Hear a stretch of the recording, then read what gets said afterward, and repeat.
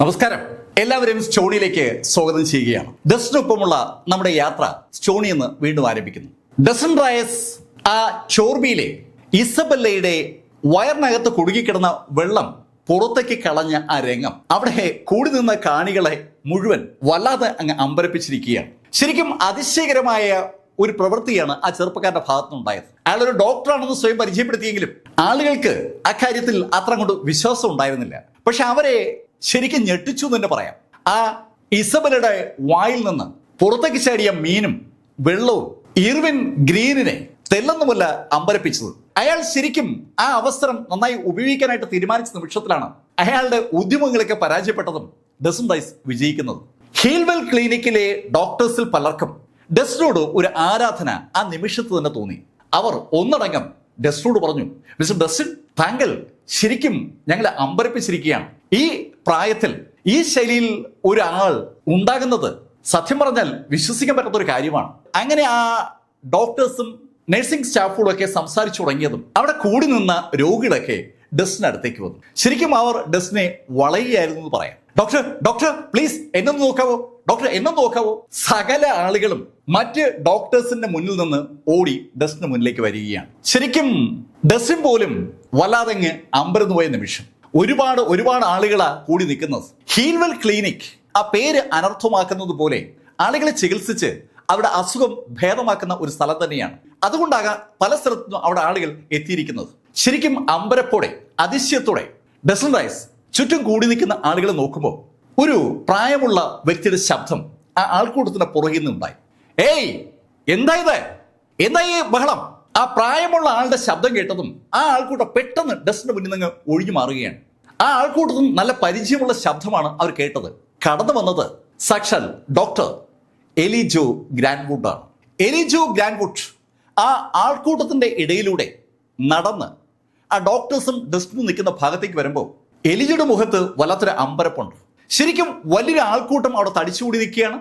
ആളുകളൊക്കെ വാതോരാതെ സംസാരിക്കുകയുമാണ്. എലിജോ അവരോട് ചോദിച്ചു, എന്താ സംഭവിച്ചേ?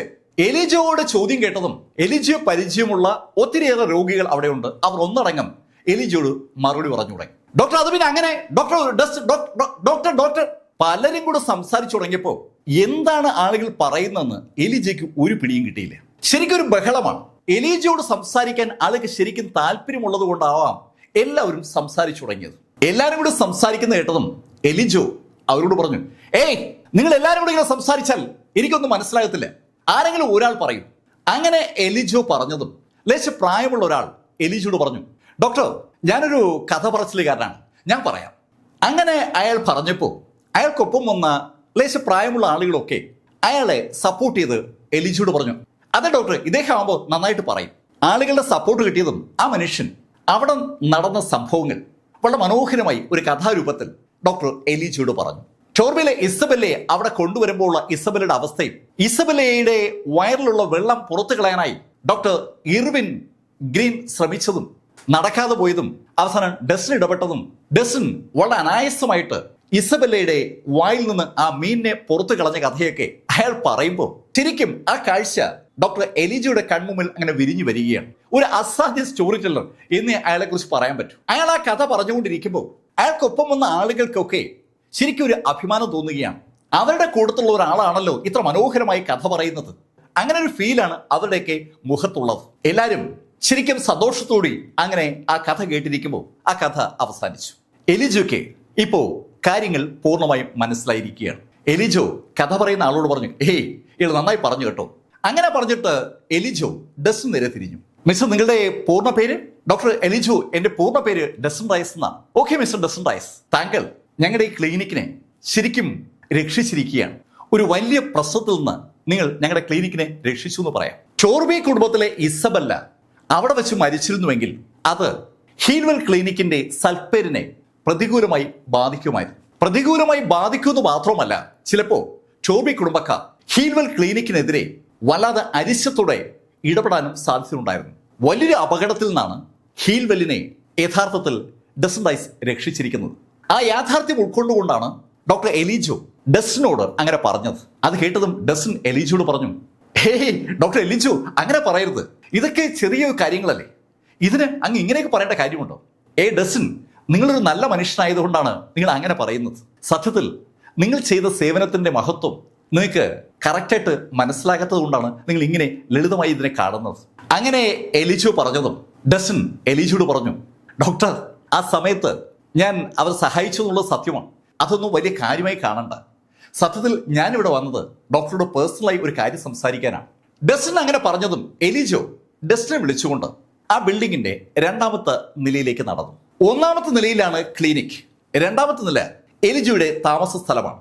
1ാമത്തെ നിലയിൽ നിന്ന് 2ാമത്തെ നിലയിലേക്ക് സ്റ്റെപ്പുകൾ വഴി കയറി ഡസ്റ്റിനും എലിജയും കൂടെ എത്തുമ്പോൾ ഡസ്റ്റിന്റെ കണ്ണുകൾ 2ാമത്തെ നിലയിൽ നിന്ന് 3ാമത്തെ നിലയിലേക്കുള്ള ആ സ്റ്റെയർ കേസിൽ പതിഞ്ഞു. ആ സ്റ്റെയർ കേസ് ഒരു ഗ്രില്ല് കൊണ്ട് അടച്ചിരിക്കുകയാണ്. ആ ഗ്രില്ലിൽ ഒരു വലിയ പൂട്ടുണ്ട്. ഗ്രില്ലിന് അപ്പുറത്ത് ഒരു വാതിൽ കാണാനുണ്ട്. ആ വാതിലിൽ കുറ്റിയിട്ട് 2 പൂട്ടുകളുമുണ്ട്. ശരിക്കും ശ്രദ്ധാപൂർവം ആ വാതിലുകൾ പൂട്ടിയിരിക്കുകയാണെന്ന് ഒറ്റ നോട്ട് തന്നെ വ്യക്തമാണ്. ഡസ്റ്റിൻ അങ്ങോട്ട് നോക്കുന്നുണ്ടെന്നും എലിജോ ഡസ്റ്റിനോട് പറഞ്ഞു, ഞങ്ങളുടെ ഹോസ്പിറ്റലിലെ സാധനങ്ങളൊക്കെ സൂക്ഷിക്കുന്ന സ്റ്റോർ മുകളിലാണ്. അങ്ങനെ പറഞ്ഞുകൊണ്ട് എലിജോ അയാളുടെ അപ്പാർട്ട്മെന്റിന്റെ വാതിൽ നേരെ നടന്നു. ഡോക്ടർ എലിജോയ്ക്കൊപ്പം ഡസ്റ്റിൻ ആ അപ്പാർട്ട്മെന്റ് അകത്തേക്ക് കടന്നു. ഡോക്ടർ എലിജോയും ഡസ്റ്റിനും കൂടി അപ്പാർട്ട്മെന്റിനകത്തേക്ക് കടക്കുമ്പോൾ അവർ കാണുന്നത് ഒരു സുന്ദരിയായ യുവതി അവിടെ ഒരു സോഫയിൽ കിടക്കുന്നതാണ്. അവൾ കമിഴ്ന്ന് കിടക്കുകയാണ്. കമിഴ്ന്ന് കിടക്കുന്ന അവളുടെ കയ്യിലിരിക്കുന്ന മൊബൈലും അവളുടെ ചെവിയും തമ്മിൽ ഇയർഫോൺ വഴി കണക്റ്റഡ് ആണ്. ഏതോ പാട്ട് അവൾ കേൾക്കുകയാണെന്ന് വ്യക്തം. പാട്ടിന് താളത്തിനനുസരിച്ച് അവൾ കിടന്നുകൊണ്ട് അവളുടെ ബോഡി ചലിപ്പിക്കുന്നുണ്ട്. അവൾ അവളുടെ കാല് ശരിക്കും താളത്തിൽ അങ്ങ് ചലിപ്പിക്കുകയാണ്. ഡോക്ടർ എലിജോയും ഡസ്റ്റിനും അകത്തേക്ക് കടന്നു വന്നത് അവൾ കണ്ടിട്ടില്ല. അത് മനസ്സിലാക്കിയ എലിജോ ആ പെൺകുട്ടിയെ വിളിച്ചു, ഹേയ് റോസ്ലിൻ. പെട്ടെന്ന് അടുത്ത് നിന്ന് റോസ്ലിൻ എന്ന് വിളി കേട്ടപ്പോൾ ആ പെൺകുട്ടി ഒന്ന് ഞെട്ടിത്തിരിഞ്ഞു. അപ്പോഴാണ് അവൾ ഡോക്ടർ എലിജോയെ കണ്ടത്. ഗ്രാൻഡ്പ എപ്പോഴാണ് വന്നത്? അങ്ങനെ റോസ്ലിൻ ചോദിക്കുമ്പോഴാണ് റോസ്ലിന്റെ കണ്ണുകൾ ഡോക്ടർ എലിജയുടെ പുറകിൽ നിൽക്കുന്ന ഡസൻ റൈസിൽ പതിഞ്ഞത്. അത് കണ്ടതും റോസ്ലിൻ ഡോക്ടർ എലിജയോട് ചോദിച്ചു, ഗ്രാൻഡ്പ എന്തിനാ ഇയാളെ ഇങ്ങോട്ട് വിളിച്ചോണ്ട് വന്നത്? ആരാ ഇയാൾ? ഹേയ് റോസ്ലിൻ, ഇത് ഡസൻ റൈസ്, ആള് ഒരു ഡോക്ടറാണ്. അങ്ങനെ പറഞ്ഞിട്ട് ഡസ്റ്റിന് റോസ്ലിനെ എലിജോ പരിചയപ്പെടുത്തി. ഡസൻ, ഇത് എന്റെ ചെറുമകളാണ് റോസ്ലിൻ ശരിക്കും മോഡേൺ മെഡിസിനിലെ ഡോക്ടറാണെങ്കിലും പാരമ്പര്യ മെഡിസിനിലും അവൾ മിടുക്കിയാണ്. MBBS ബിരുദമുള്ള റോസ്ലിൻ ഡ്രാഗൺ മാർഷിന്റെ പാരമ്പര്യ മരുന്നുകൾ ഉപയോഗിച്ച് ചികിത്സിക്കുന്ന ഹീൽവെൽ ക്ലിനിക്കിന്റെ പാർട്ട് കൂടിയാണ്. ആധുനിക വൈദ്യശാസ്ത്രവും പാരമ്പര്യ വൈദ്യശാസ്ത്രവും ഒരുപോലെ റോസ്ലിന് വഴങ്ങുമെന്നാണ് എലിജോ ഡസ്റ്റിനോട് പറഞ്ഞതിന്റെ അർത്ഥം. അത് കേട്ടതും ഡസ്റ്റിൻ പറഞ്ഞു, അത് കൊള്ളാമല്ലോ, ശരിക്കും റോസ്ലിൻ ഒരു മിടുക്കിയാണല്ലോ. ഡസൻ റൈസിന്റെ ആ വാക്കുകൾ കേട്ടതും റോസ്ലിൻ എലിജയോട് പറഞ്ഞു, ഗ്രാൻഡ്പ, അപരിചിതരെ നമ്മുടെ വീട്ടിനകത്തേക്ക് എന്തിനാ വിളിച്ചുകൊണ്ട് വരുന്നത്? ഇങ്ങനെയുള്ള ആളുകളെ ഹോസ്പിറ്റൽ നിർത്തിയില്ലേ പതിവ്, എന്തിനാ ഇയാളെ ഇങ്ങോട്ട് കൊണ്ടുവന്നത്? ഏയ് റോസ്ലിൻ, നീ അങ്ങനെ പറയാതെ, ഡസ്റ്റിനാണ് നമ്മുടെ ഹീൽവെൽ ക്ലിനിക്കിനെ ഇപ്പോൾ ഒരു അപകടത്തിൽ രക്ഷിച്ചത്. അങ്ങനെ എലിജോ പറഞ്ഞിട്ടും റോസ്ലിന്റെ ദേഷ്യം കൊണ്ട് മാറുന്നില്ല. അവൾ തറയിൽ നിന്ന് ആഞ്ഞ് ചവിട്ടിയിട്ട് എലിജയോട് പറഞ്ഞു, ഗ്രാൻഡ്പ, ഇതെന്തായാലും ശരിയായ പരിപാടിയല്ല. അപരിചിതരെ വീടിനകത്തേക്ക് വിളിച്ചു കയറ്റുന്നത് ഒരു നല്ല പരിപാടിയല്ല. അങ്ങനെ പറഞ്ഞുകൊണ്ട് അവൾ ആ ഹാളിൽ നിന്ന് അകത്തേക്ക് നടന്നു. ശരിക്കും അവൾ ദേഷ്യത്തോടെ കുനി അകത്തേക്ക് പോകുമ്പോൾ എലിജോ ഡസ്റ്റിനോട് പറഞ്ഞു, ഡസൻ, ക്ഷമിക്കണം, ഞാൻ എൻ്റെ ചെറുമകളെ വേണ്ടത്ര നന്നായിട്ട് ഗുണദോഷിച്ച് വളർത്തിയിട്ടില്ല. അതിൻ്റെതായ ഒരു കുഴപ്പമുണ്ട്. ഡോക്ടർ എലിജോ, റോസ്ലിൻ ആൾ ജെന്യുവിനാണ്. അവളുടെ മനസ്സിൽ തോന്നിയ കാര്യം അവൾ അതുപോലെ പറഞ്ഞതല്ലേ, നമ്മൾ അതിനെ അങ്ങനെയൊക്കെ കണ്ടാൽ മതി. റോസ്ലിൻ ഗ്രാൻഡ്വുഡിന്റെ ആ പെരുമാറ്റം ശരിയായില്ല എന്ന് എലിജോ ഗ്രാൻഡ്വുഡിന് അഭിപ്രായമുണ്ടെങ്കിലും ഡസ്റ്റിന് അത് വലിയ സംഭവമായി കാണാൻ താല്പര്യമില്ല. ഡസ്റ്റിൻ അങ്ങനെ പറഞ്ഞതും എലിജോ അവിടെയുള്ള ഒരു ടേബിളിന്റെ അടുത്തേക്ക് ഡസ്റ്റിനെയും ക്ഷണിച്ചുകൊണ്ട് വന്നു. മേശപ്പുറത്തിരുന്ന ഫ്ലാസ്കിൽ നിന്ന് ഒരു കപ്പ് ടീ പകർന്ന് ഡസ്റ്റിന് കൊടുത്തിട്ട് ഡസ്റ്റിനോടായി എലിജോ ചോദിച്ചു, അല്ല മിസ്റ്റർ ഡസ്റ്റിൻ, എന്നോടെന്തോ പേഴ്സണലായി ചോദിക്കാനുണ്ടെന്ന് പറഞ്ഞല്ലോ, എന്താ അത്? ഡോക്ടർ, ഞാൻ ചോദിക്കാൻ ഉദ്ദേശിച്ചത് ഒരാളെ കുറിച്ചാണ്. ആളെക്കുറിച്ചോ? ആരെക്കുറിച്ചാണ്? ഡോക്ടർക്ക് ലൊറൻസോ എന്ന ആളെ കുറിച്ച് അറിയാവോ? ലൊറൻസോ എന്ന ആളെ കുറിച്ച് അറിയാമോ എന്ന് ഡസൻ ചോദിച്ച നിമിഷത്തിൽ എലിജോ ഒന്ന് ഞെട്ടി. എലിജോ ആ ഞെട്ടൽ മറയ്ക്കാൻ കാര്യമായ ഒരു ശ്രമം നടത്തിയെങ്കിലും ശരിക്കും ഡസന്റെ കണ്ണുകളിൽ ഡോക്ടർ എലിജോയുടെ ഞെട്ടൽ വളരെ വ്യക്തമായി പതിഞ്ഞു. ഡസന്റെ ചോദ്യം കേട്ട് ലേശം അമ്പരന്ന് പോയെങ്കിലും എലിജോ ഡസ്റ്റിനോട് പറഞ്ഞു, ലൊറൻസോയോ? അത്തരം ഒരു പേര് ഞാൻ ആദ്യമായിട്ടാണ് കേൾക്കുന്നത്. അല്ല ഡസൻ, ആരാ ഈ ലൊറൻസോ? ഡോക്ടർ, ഈ ലൊറൻസോ എൻ്റെ ഒരു അങ്കിളാണ്. സത്യത്തിൽ ഈ അങ്കിൾ 10 കൊല്ലങ്ങൾക്ക് മുമ്പ് എന്നെ ഒരു ആപത്തിൽ നിന്ന് രക്ഷിച്ച വ്യക്തിയാണ്. അദ്ദേഹത്തെ ഒന്ന് കാണാൻ വേണ്ടിയാണ് ഞാൻ ഇവിടേക്ക് വന്നത്. ഡസൻ റൈസ് പറഞ്ഞ വാചകങ്ങൾ ശരിക്കും ശ്രദ്ധാപൂർവമാണ് ഡോക്ടർ എലിജോ കേൾക്കുന്നത്. ഡസൻ റൈസ് അങ്ങനെ പറയുമ്പോൾ ഡോക്ടർ എലിജോ ഡസ്റ്റിന്റെ കണ്ണുകളിലേക്ക് തന്നെ സൂക്ഷിച്ചു നോക്കുകയാണ്. ഡസ്റ്റിന് എന്തെങ്കിലും ഒളിപ്പിക്കുന്നുണ്ടോ എന്ന് അറിയാൻ വേണ്ടിയാണ് എലിജോ ഡസ്റ്റിന്റെ കണ്ണുകളിലേക്ക് തന്നെ സൂക്ഷിച്ചു നോക്കിയത്. ഡസ്റ്റിന്റെ മുഖത്ത് ഒരു ഭാവമാറ്റവുമില്ല. ഡസ്റ്റിനോടായി എലിജോ പറഞ്ഞു, മിസ്റ്റർ ഡസ്റ്റിൻ, ഈ ലോറൻസോയെ ഞാൻ അറിയില്ല, പക്ഷെ ഇന്ന് നിങ്ങൾ ഞങ്ങളുടെ ക്ലിനിക്കിൽ ശരിക്കും ഒരു സഹായമായി ചെയ്തത്. ശരിക്കും വലിയൊരു അപകടത്തിൽ നിന്നാണ് നിങ്ങൾ ഞങ്ങളുടെ ക്ലിനിക്കിനെ രക്ഷിച്ചത്. അതുകൊണ്ട് ഞാൻ എൻ്റെ കഴിവിൻ്റെ പരമാവധി ഈ ലോറൻസിനെ കുറിച്ചുള്ള വിവരങ്ങൾ ശേഖരിക്കാൻ ശ്രമിക്കാം. ഡസ്റ്റിൻ, നിങ്ങൾ നിങ്ങളുടെ നമ്പർ നൽകിയാൽ ഞാൻ നിങ്ങളെ വിവരം അറിയിക്കാം. അങ്ങനെ ഡോക്ടർ എലിജോ പറഞ്ഞതും ഡസ്റ്റിൻ ഡയസ് ഒരു പേപ്പറിൽ ഡസ്റ്റിന്റെ നമ്പർ എഴുതി ഡോക്ടർ എലിജോയുടെ കയ്യിൽ കൊടുത്തു. ചായ കുടിച്ചു കഴിഞ്ഞതും ഡസ്റ്റിൻ ഡയസ് എലിജോട് യാത്ര പറഞ്ഞ് ആ ഹാളിൽ നിന്ന് പുറത്തിറങ്ങി. ഡസ്റ്റിനൊപ്പം എലിജോയും ആ ഹാളിന്റെ വാതിൽക്കലേക്ക് വന്നു. ഡസ്റ്റിൻ ഡയസ് അപ്പാർട്ട്മെന്റിൽ നിന്ന് പുറത്തിറങ്ങി മുന്നോട്ട് നടന്ന് പടിക്കെട്ട് വഴി താഴേക്ക് പോകുന്നതുവരെ ഡസ്റ്റിനെ തന്നെ അങ്ങനെ നോക്കി നിൽക്കുകയാണ് സാക്ഷാൽ ഡോക്ടർ എലിജോ. ഡസ്റ്റിൻ ഡയസ് കണ്ണിൽ നിന്ന് മറഞ്ഞതും എലിജോ അയാളുടെ അപ്പാർട്ട്മെന്റിന്റെ വാതിൽ ചാരിയിട്ട് ഡസ്റ്റിൻ നടന്ന വഴിയിലൂടെ മുന്നോട്ട് നടന്നു. ഡസ്റ്റിൻ താഴേക്ക് ഇറങ്ങിപ്പോയ സ്റ്റെപ്പിലേക്ക് ഒന്ന് നോക്കിയിട്ട് ഡോക്ടർ എലിജോ മൂന്നാമത്തെ നിലയിലേക്കുള്ള സ്റ്റെപ്പിലൂടെ മുകളിലോട്ട് കയറി. അയാൾ കോട്ടിന്റെ പോക്കറ്റിൽ നിന്ന് താക്കോലെടുത്ത് അതിവേഗം ഗ്രില്ലിലെ പൂട്ടും അതിനുശേഷം ആ വാതിലിലെ ആ 2 വലിയ പൂട്ടുകളും തുറന്ന് വാതിൽ അകത്തേക്ക് തുറന്നു. താഴത്തെ ഹീൽവെൽ ക്ലിനിക്കിലെ സകല ആവശ്യങ്ങൾക്കുമുള്ള എല്ലാ മെറ്റീരിയൽസും സൂക്ഷിക്കുന്ന ഒരു ഹാളിലേക്കാണ് എലിജോ കടന്നിരിക്കുന്നത്. എലിജോ ആ ഹാള് വഴി മുന്നോട്ട് നീങ്ങുമ്പോൾ വലതു ഭാഗത്ത് ഒരു മുറിയുണ്ട്. ആ മുറിയിലും നിറയെ സാധനങ്ങൾ അടുക്കി വെച്ചിരിക്കുകയാണ്. അതേസമയത്ത് ഇടതു ഭാഗത്തുള്ള മുറിയിലും അതുപോലെ സാധനങ്ങളുണ്ട്. ഈ 2 മുറിയും കഴിഞ്ഞ് എലിജോ കുറച്ചുകൂടി മുന്നോട്ട് നടന്നപ്പോൾ അവിടെ ഒരു വാതിൽ പൂട്ടിയിട്ടിരിക്കുകയാണ്. ആ വാതിലിന്റെ പുറത്ത് കുറ്റിയിലൊരു പൂട്ടിട്ട് പൂട്ടിയിരിക്കുകയാണ്. എലിജോ തന്റെ കൈവശമുള്ള താക്കോൽ ഉപയോഗിച്ച് ആ പൂട്ടും തുറന്നു. ആ പൂട്ട് തുറന്ന് ഡോക്ടർ എലിജോ ആ മുറിക്കുള്ളിലേക്ക് കയറുമ്പോൾ നേരത്തെ കണ്ട മുറികളിൽ നിന്ന് വ്യത്യസ്തമായ ഒരു മുറിയാണ് നമ്മൾ കാണുന്നത്. ആ മുറി നേരത്തെ കണ്ടതുപോലെ സാധനങ്ങൾ കൊണ്ട് നിറയ്ക്കപ്പെട്ട മുറിയല്ല. ആ മുറിയുടെ ഒത്ത നടുക്കായി ഒരു ബെഡ് കിടപ്പുണ്ട്. ആ ബെഡിൽ ഒരു മനുഷ്യനുമുണ്ട്. ശരിക്കും ഒരു ഹോസ്പിറ്റൽ മുറിയാണ് നമ്മൾ അവിടെ കാണുന്നത്. ആ ബെഡിൽ കിടക്കുന്ന മനുഷ്യന്റെ അടുത്തേക്ക് നടന്നു വന്ന എലിജോ ആ മനുഷ്യനോട് പറഞ്ഞു, സർ ലോറൻസോ, അങ്ങേ അന്വേഷിച്ച് ഇതൊരു ചെറുപ്പക്കാരൻ വന്നു. നിശബ്ദനായി നിശ്ചലനായി ആ കിടക്കയിൽ ഒരാൾ അങ്ങനെ നിവർന്നു കിടക്കുകയാണ്. ആ ആളോടാണ് ഇപ്പോൾ ഡോക്ടർ എലിജോ സംസാരിക്കുന്നത്. ആ നിശ്ചലനായി കിടക്കുന്ന മനുഷ്യനോടായി ഡോക്ടർ എലിജോ പറഞ്ഞു, ആ ചെറുപ്പക്കാരൻ നിങ്ങളെ തിരക്കിയായിരുന്നു. അയാളുടെ പേര് ഡസ്റ്റിൻ എന്നാണ്. അയാൾ നിങ്ങൾ അങ്കിൾ എന്നാ സംബോധന ചെയ്തത്. 10 കൊല്ലങ്ങൾക്ക് മുമ്പ് നിങ്ങൾ അയാൾ സഹായിച്ചു എന്ന് അയാൾ പറയുന്നത്. ഡസ്റ്റിൻ ഡയസ് പറഞ്ഞ കാര്യങ്ങളൊക്കെ ലോറൻസിയോട് എലിജോ പറയുകയാണ്. ലോറൻസിയോട് ഡോക്ടർ എലിജോ അങ്ങനെ സംസാരിക്കുന്നിടയിൽ തന്നെ അയാൾ ഷെൽഫിൽ നിന്ന് ഒരു ബോട്ടിൽ എടുക്കുകയും ബോട്ടിൽ നിന്ന് ഒരു ടാബ്ലറ്റ് എടുക്കുകയും അത് ഒരു ഗ്ലാസ് വെള്ളത്തിലേക്ക് ഇട്ട് ആ വെള്ളവും ഗ്ലാസും കൂടി ലോറൻസിയുടെ വാ തുറന്ന് വായ്ക്കകത്തേക്ക് ഒഴിക്കുകയും ചെയ്തു. ശരിക്കും ലോറൻസോയ്ക്ക് എല്ലാ ദിവസവും ഡോക്ടർ എലിജോ കൊടുക്കുന്ന ആ മരുന്ന് കൊണ്ട് മാത്രമാണ് ലോറൻസോ ഇപ്പോഴും ജീവനോടെ ഇരിക്കുന്നത്. സത്യത്തിൽ അമൃത് പോലുള്ള ഒരു മരുന്നാണ് ഇവിടെ ഡോക്ടർ എലിജോ ലോറൻസോയ്ക്ക് കൊടുത്തുകൊണ്ടിരിക്കുന്നത്. ഈ മരുന്ന് ഉണ്ടായിരുന്നില്ലെങ്കിൽ ലോറൻസോ എത്രയോ നാളുകൾക്ക് മുമ്പേ മരണത്തെ പ്രാപിക്കുമായിരുന്നു. ആ മരുന്ന് ലോറൻസോയുടെ വായിലൂടെ ശരീരത്തിനകത്തേക്ക് കടക്കുമ്പോൾ ഡോക്ടർ എലിജോ ലോറൻസോയോട് പറഞ്ഞു, സർ ലോറൻസോ, അങ്ങേ ജീവിതത്തിലേക്ക് മടക്കി കൊണ്ടുവരാനായി ഞാൻ എന്തെല്ലാം കാര്യങ്ങൾ ചെയ്തു, ഞാൻ എന്തെല്ലാം കാര്യങ്ങൾ പഠിച്ചു. ഈ കഴിഞ്ഞ 10 കൊല്ലവും ഞാൻ യഥാർത്ഥത്തിൽ അങ്ങേ രക്ഷിക്കാനായി എൻ്റെ കഴിവിൻ്റെ പരമാവധി ശ്രമിച്ചതാണ്. പക്ഷെ എന്തുകൊണ്ടോ എനിക്ക് അങ്ങേ രക്ഷിക്കാൻ പറ്റുന്നില്ല. അങ്ങനെ ഡോക്ടർ എലിജോ പറഞ്ഞതും ഒരു ശബ്ദം എലിജോ തേടി വന്നു. ഡോക്ടർ എലിജോ, ഞാൻ സഹായിച്ചാലോ?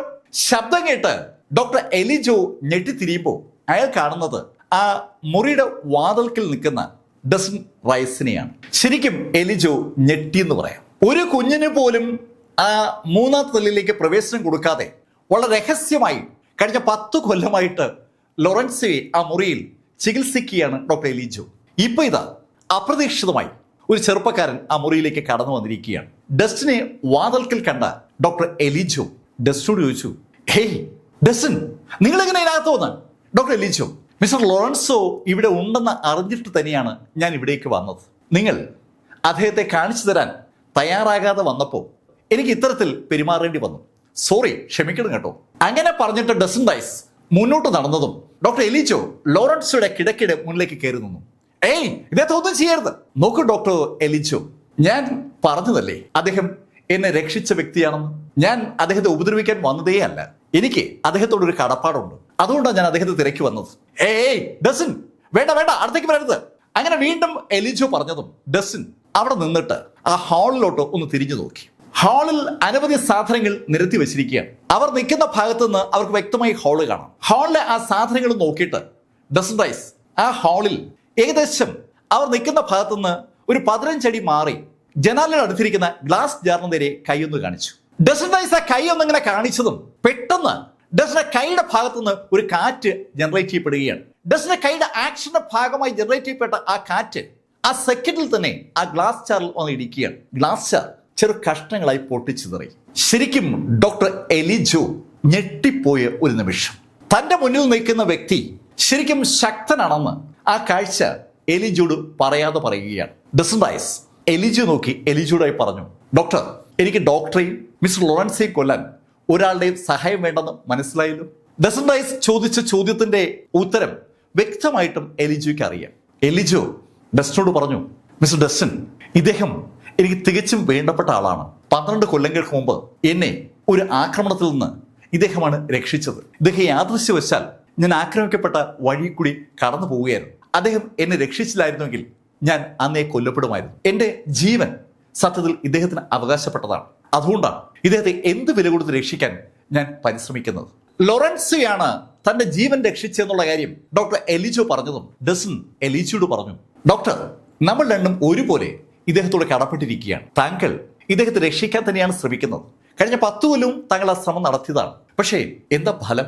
ഈ കണ്ടീഷനിൽ എത്ര നാൾ കൂടി ഇദ്ദേഹം ഇങ്ങനെ തുടരും? ഡസൻ റൈസിന്റെ ചോദ്യങ്ങൾക്ക് എലിജോയ്ക്ക് ഉത്തരങ്ങൾ ഇല്ല എന്ന് തന്നെ പറയാം. എലിജോ ശരിക്കും നിരാശയോടുകൂടി ഡസ്റ്റൻ നോക്കി ഡസ്റ്റനോട് പറഞ്ഞു, മിസ്റ്റർ ഡസ്റ്റൻ, ഞാൻ എൻ്റെ ജീവൻ കൊടുത്തും ഇദ്ദേഹത്തെ രക്ഷിക്കാൻ ശ്രമിക്കും. പക്ഷേ എനിക്ക് അറിയില്ല എങ്ങനെ ഇദ്ദേഹത്തെ രക്ഷിക്കണം. അങ്ങനെ ഡോക്ടർ എലിജോ പറഞ്ഞതും ഡസ്റ്റൻ എലിജോട് പറഞ്ഞു, ഡോക്ടർ എലിജോ, ഞാൻ കൂടി അദ്ദേഹത്തെ ഒന്ന് നോക്കട്ടെ. ചിലപ്പോ നമ്മൾ കൂട്ടായി ശ്രമിച്ചാൽ ഇദ്ദേഹത്തെ രക്ഷിക്കാൻ പറ്റിയാലോ.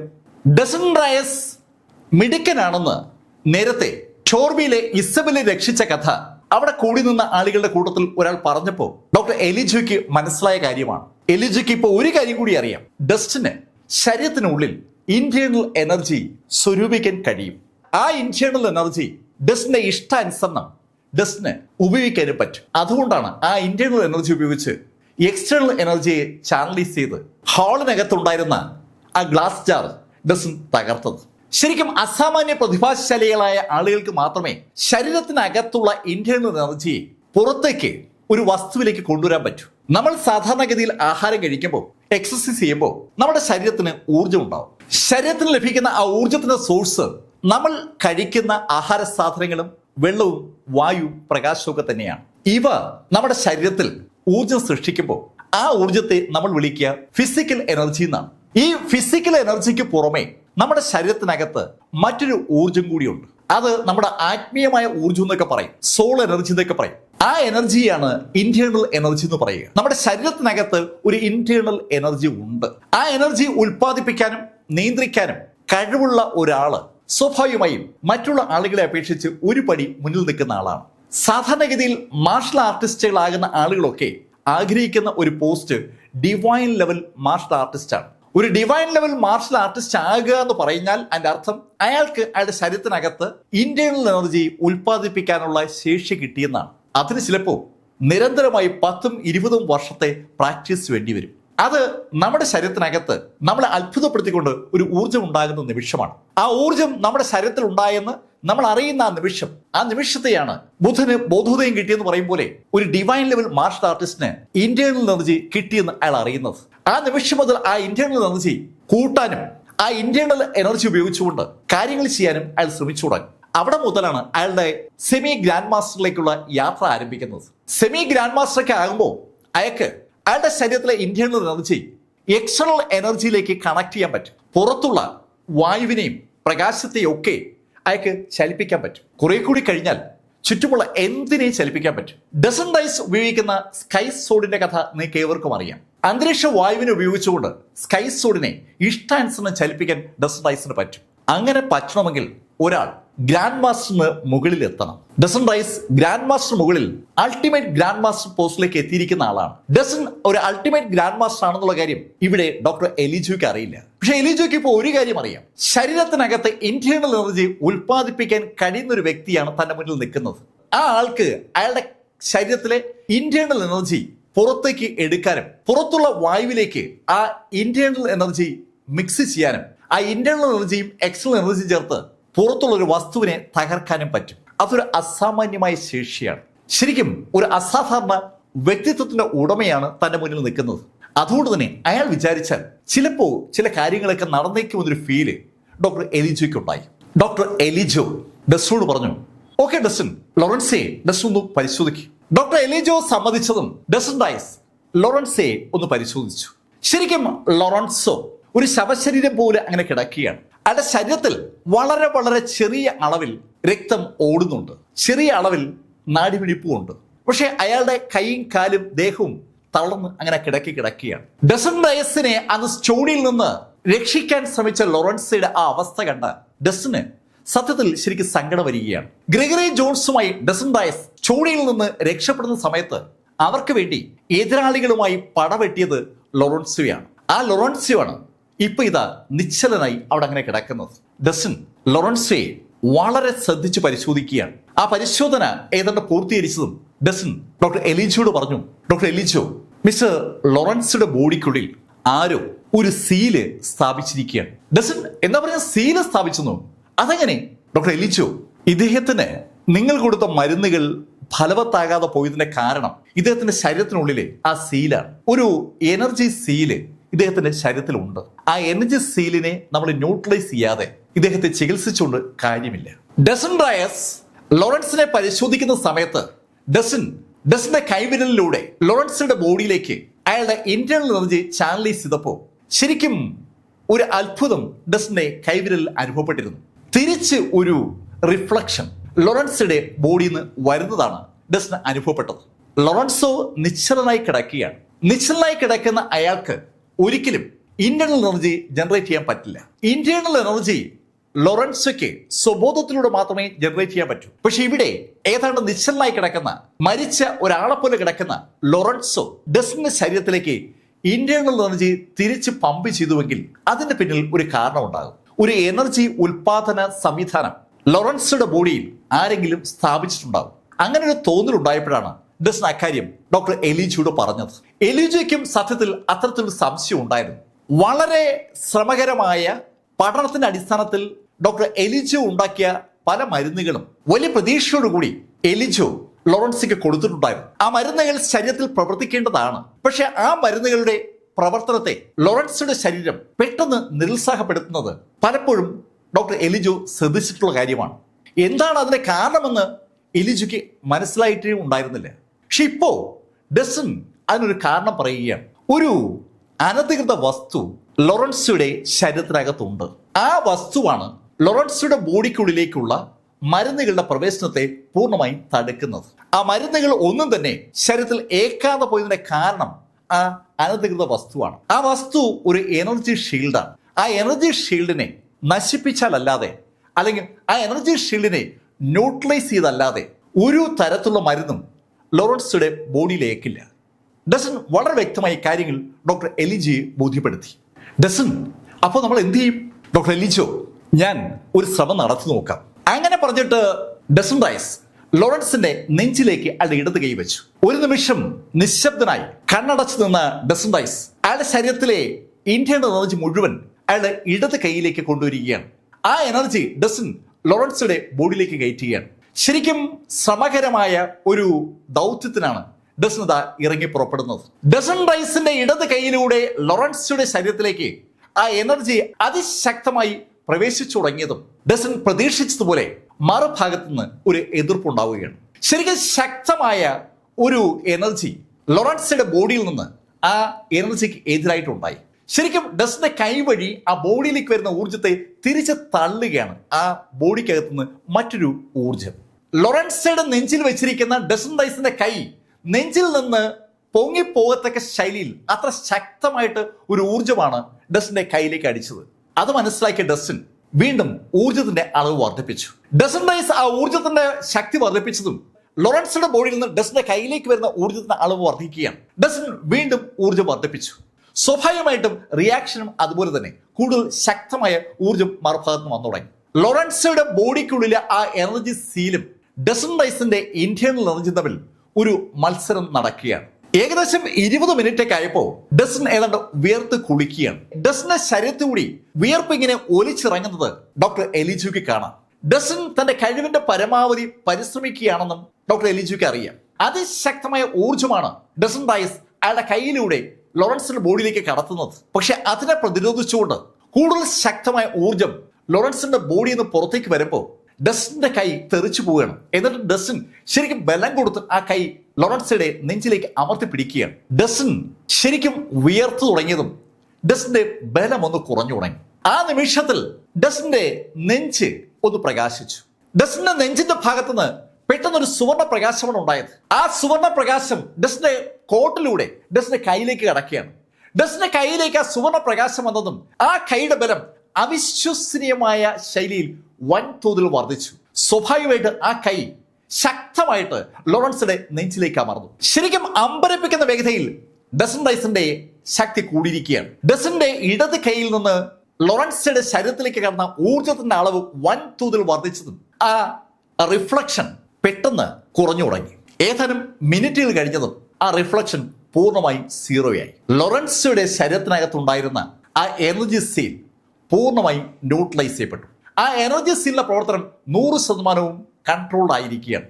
ഇതിന് ഡസനെ സഹായിച്ചത് ഡസന്റെ കോട്ടിന്റെ പോക്കറ്റിനകത്തുണ്ടായിരുന്ന ആ സെലസ്റ്റിയൽ ഗോൾഡ് ആണ്. ഡസൻ റൈസ് പോലും അറിയാതെ ഡസനെ ആ സെലസ്റ്റിയൽ ഗോൾഡ് സഹായിച്ചു എന്ന് പറയാം. ഡസന്റെ ബോഡി ഒന്ന് അനങ്ങിയതും ആ സെലസ്റ്റിയൽ ഗോൾഡ് ആക്ടിവേറ്റ് ചെയ്യപ്പെടുകയായിരുന്നു. അബിഗലിന് കൊടുക്കാൻ വേണ്ടി റൊണാൾഡ് റൈറ്റ്സിന്റെ ബോഡിയിൽ നിന്ന് എടുത്ത് ഡസൻ റൈസ് സൂക്ഷിച്ചിരുന്ന ആ ഗോൾഡ്, ആ അമൂല്യമായ ആ രത്നം ഡസന്റെ കോട്ടിന്റെ പോക്കറ്റിൽ തന്നെ ഉണ്ട്. അതാണ് ഡസൻ ഇപ്പോൾ സഹായകരമായി മാറിയത്. എന്തുകൊണ്ട് ആ സെലസ്റ്റിയൽ ഗോൾഡ് വേണമെന്ന് റൊണാൾഡ് റീഡ് ആഗ്രഹിച്ചു എന്നുള്ളതിന്റെ വ്യക്തമായ ഉത്തരം ഇതാ ഡസന് തന്നെ കിട്ടുകയാണ്. ഡസൻ ഒരിക്കലും കരുതിയിരുന്നില്ല തനിക്ക് സെലസ്റ്റിയൽ ഗോൾഡ് ഗുണപ്പെടുമെന്ന്. ഡസന് പോലും ഇതാ ആ സെലസ്റ്റിയൽ ഗോൾഡ് ഗുണപ്പെട്ടിരിക്കുകയാണ്. ഈ കാഴ്ച കണ്ണു വയ്ക്കാതെ കണ്ടു നിൽക്കുകയാണ് ഡോക്ടർ എലിജു. എലിജു അമ്പരപ്പോടെ ഡസൻ നോക്കിയതും ഡസൻ എലിജോട് പറഞ്ഞു, ഡോക്ടർ എലിജോ, ആ സീല് ബ്രേക്കായി, അത് ന്യൂട്രലൈസ് ചെയ്യപ്പെട്ട് കഴിഞ്ഞു. ഇനി അതുകൊണ്ടൊരു പ്രശ്നം ഉണ്ടാവില്ല. കഴിഞ്ഞ 10 കൊല്ലത്തെ തന്റെ മരുന്നുകൾക്ക് ലോറൻസിൽ ഒരു മാറ്റവും ഉണ്ടാക്കാൻ പറ്റാതെ പോയതിന്റെ ആ കാരണമായ എനർജി സീൽ ഇതാ ഡസൻ റൈസ് എന്ന ചെറുപ്പക്കാരൻ പൂർണ്ണമായും ന്യൂട്രലൈസ് ചെയ്തിരിക്കുകയാണ്. ശരിക്കും എന്ത് പറയണമെന്നറിയാത്ത ഒരു മാനസികാവസ്ഥയിലേക്ക് ഡോക്ടർ എലിജു കടന്നിരിക്കുകയാണ്. ഡസൻ, സത്യത്തിൽ ഞാൻ അത്ഭുതപ്പെട്ടിരിക്കുകയാണ്. നിങ്ങളെപ്പോലെ ഒരു ചെറുപ്പക്കാരൻ ഇത്ര ശക്തനാകുമെന്ന് ഞാൻ സ്വപ്നത്തിൽ പോലും കരുതിയിരുന്നല്ല. ഡോക്ടർ, ഇപ്പൊ അതൊന്നും അല്ല വിഷയം. നമുക്ക് ഇദ്ദേഹത്തെ ജീവിതത്തിലേക്ക് മടക്കി കൊണ്ടുവരണം. അതിന് ഇദ്ദേഹത്തിന് ഇനി നമ്മൾ മരുന്ന് കൊടുക്കണം. ഡസൻ, അതിനെക്കുറിച്ച് ആലോചിച്ച് ടെൻഷൻ അടിക്കണ്ട.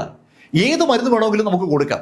ഹേയ് ഡോക്ടർ എലിജു, ഇദ്ദേഹത്തിന് ഈ അവസ്ഥയിൽ നിന്ന് രക്ഷിക്കാൻ ഒരു പ്രത്യേക മരുന്ന് തന്നെ വേണം. ഏത് മരുന്നാണ് വേണ്ടത്? അത് ബോൺ ക്ലീൻസിങ് പില്ല വേണ്ടത്.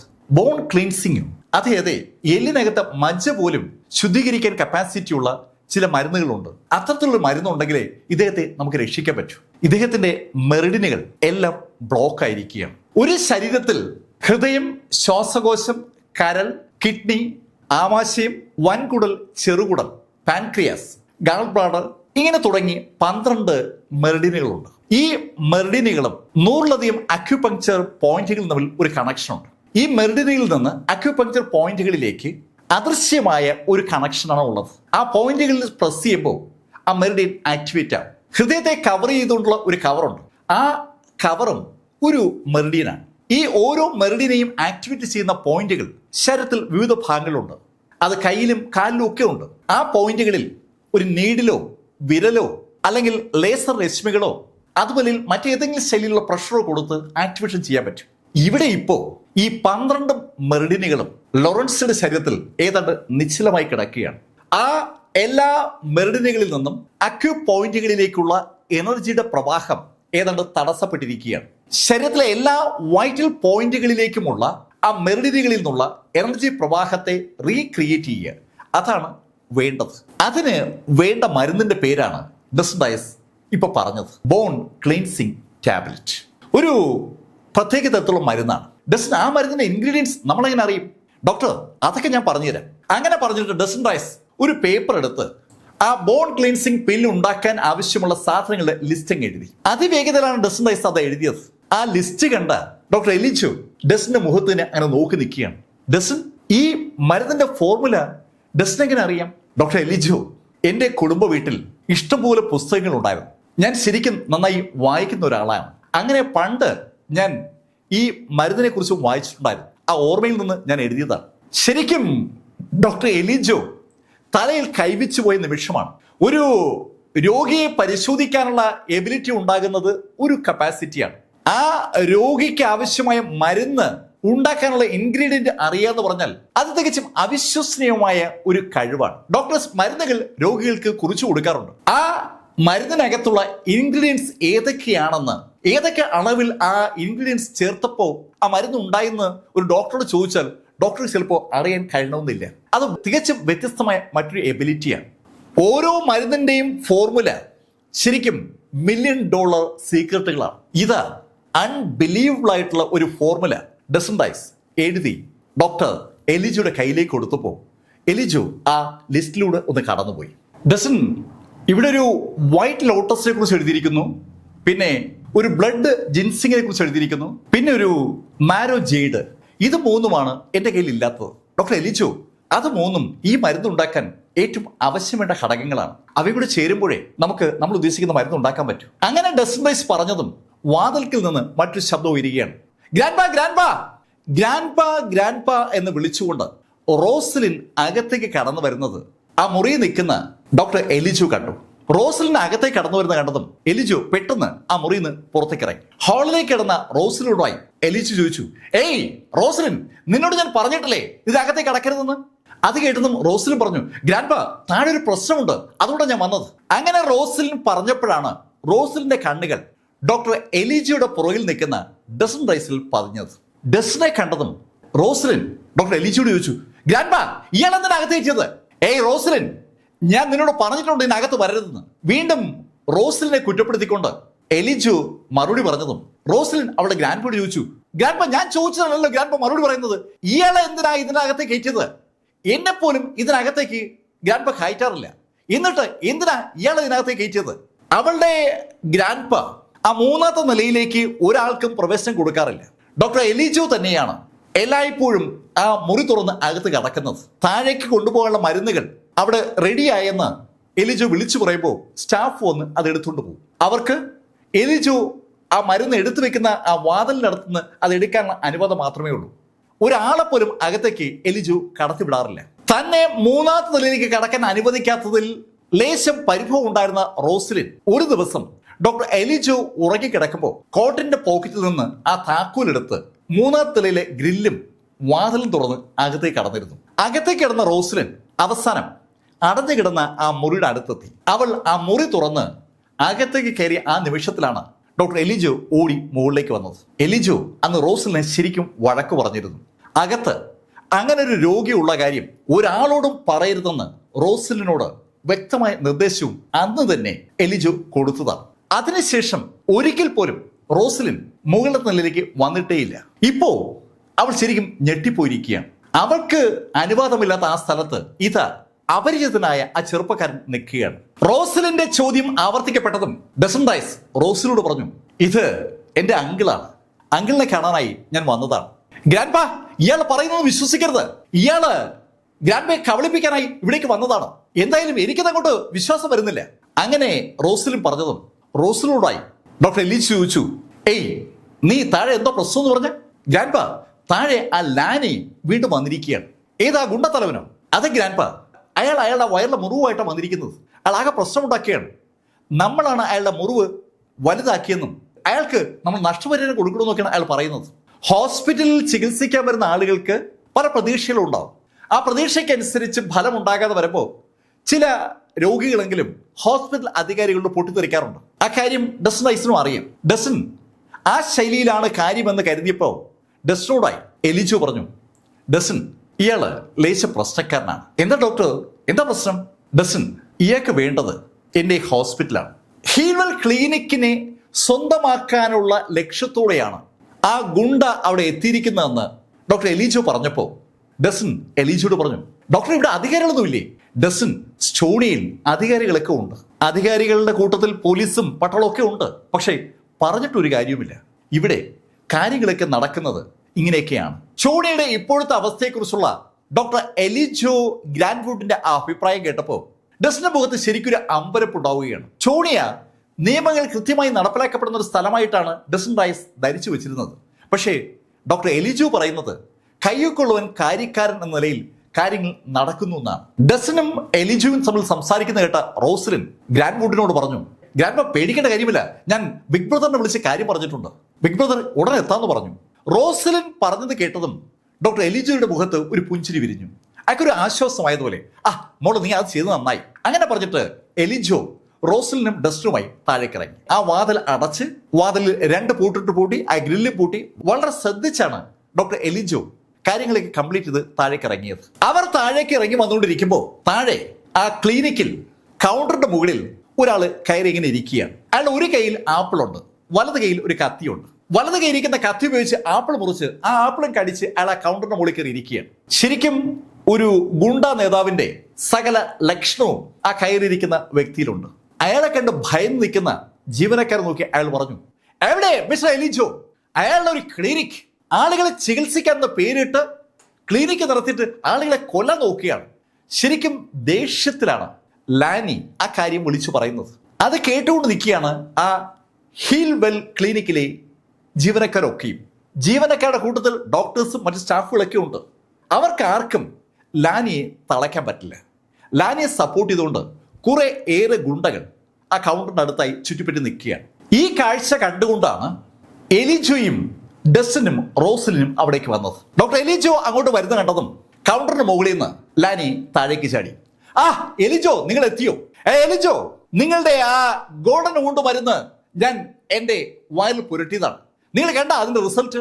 അങ്ങനെ പറഞ്ഞിട്ട് അയാളുടെ ഷർട്ട് പൊക്കി എല്ലാവരും ഒന്ന് കാണിച്ചു. അയാളുടെ വയറ് ഏതാണ്ട് പഴുത്ത് കുടുങ്ങിയിരിക്കുകയാണ്. ആ കാഴ്ച കണ്ട ഡോക്ടർ എലിജോ പോലും ഒന്ന് ഞെട്ടിയെന്ന് പറയാം. ഒരു ചെറിയ മുറിവുമായിട്ടാണ് ലാനി ഏതാനും ദിവസങ്ങൾക്ക് മുമ്പ് ആ ഹോസ്പിറ്റലിൽ വന്നിരുന്നത്. ആ മുറിവ് വേഗം കരിയാൻ വേണ്ടിയാണ് ഹീൽവെൽ ക്ലിനിക്കിന്റെ പ്രത്യേക പ്രോഡക്റ്റായ ഗോൾഡൻ ഊണ്ട് ഓയിൻമെന്റ് അന്ന് ഡോക്ടർ എലിജോ അയക്ക് കൊടുത്തത്. ആ ഓയിൻമെന്റ് പുരട്ടിയതിനു ശേഷമുള്ള അവസ്ഥയാണ് ലാനി ഇപ്പോൾ എല്ലാവരുടെ മുന്നിൽ തുറന്നു കാണിക്കുന്നത്. ശരിക്കും ഞെട്ടിപ്പിക്കുന്ന ശൈലിയിൽ അയാളുടെ വയറ് ഏതാണ്ട് വികൃതമായി തുടങ്ങിയാണ്. വയറിലുണ്ടായിരിക്കുന്ന മുറിവിന് ചുറ്റും പഴുത്ത് കുടുന്ന് എപ്പോൾ വേണമെങ്കിലും പൊട്ടാനുള്ള പരുവത്തിരിക്കുന്ന കണ്ടതും റോസലിൻ അയാളോട് ചോദിച്ചു, ലാനി, നിങ്ങളുടെ വയറ് വീണ്ടും ചീത്തയാക്കിയല്ലേ? റോസലിൻ സുന്ദരി, നീ ചോദിക്കുന്ന കേട്ടതൊന്നും ഞാൻ എൻ്റെ വയറ് മനഃപൂർവ്വം നശിപ്പിച്ചു.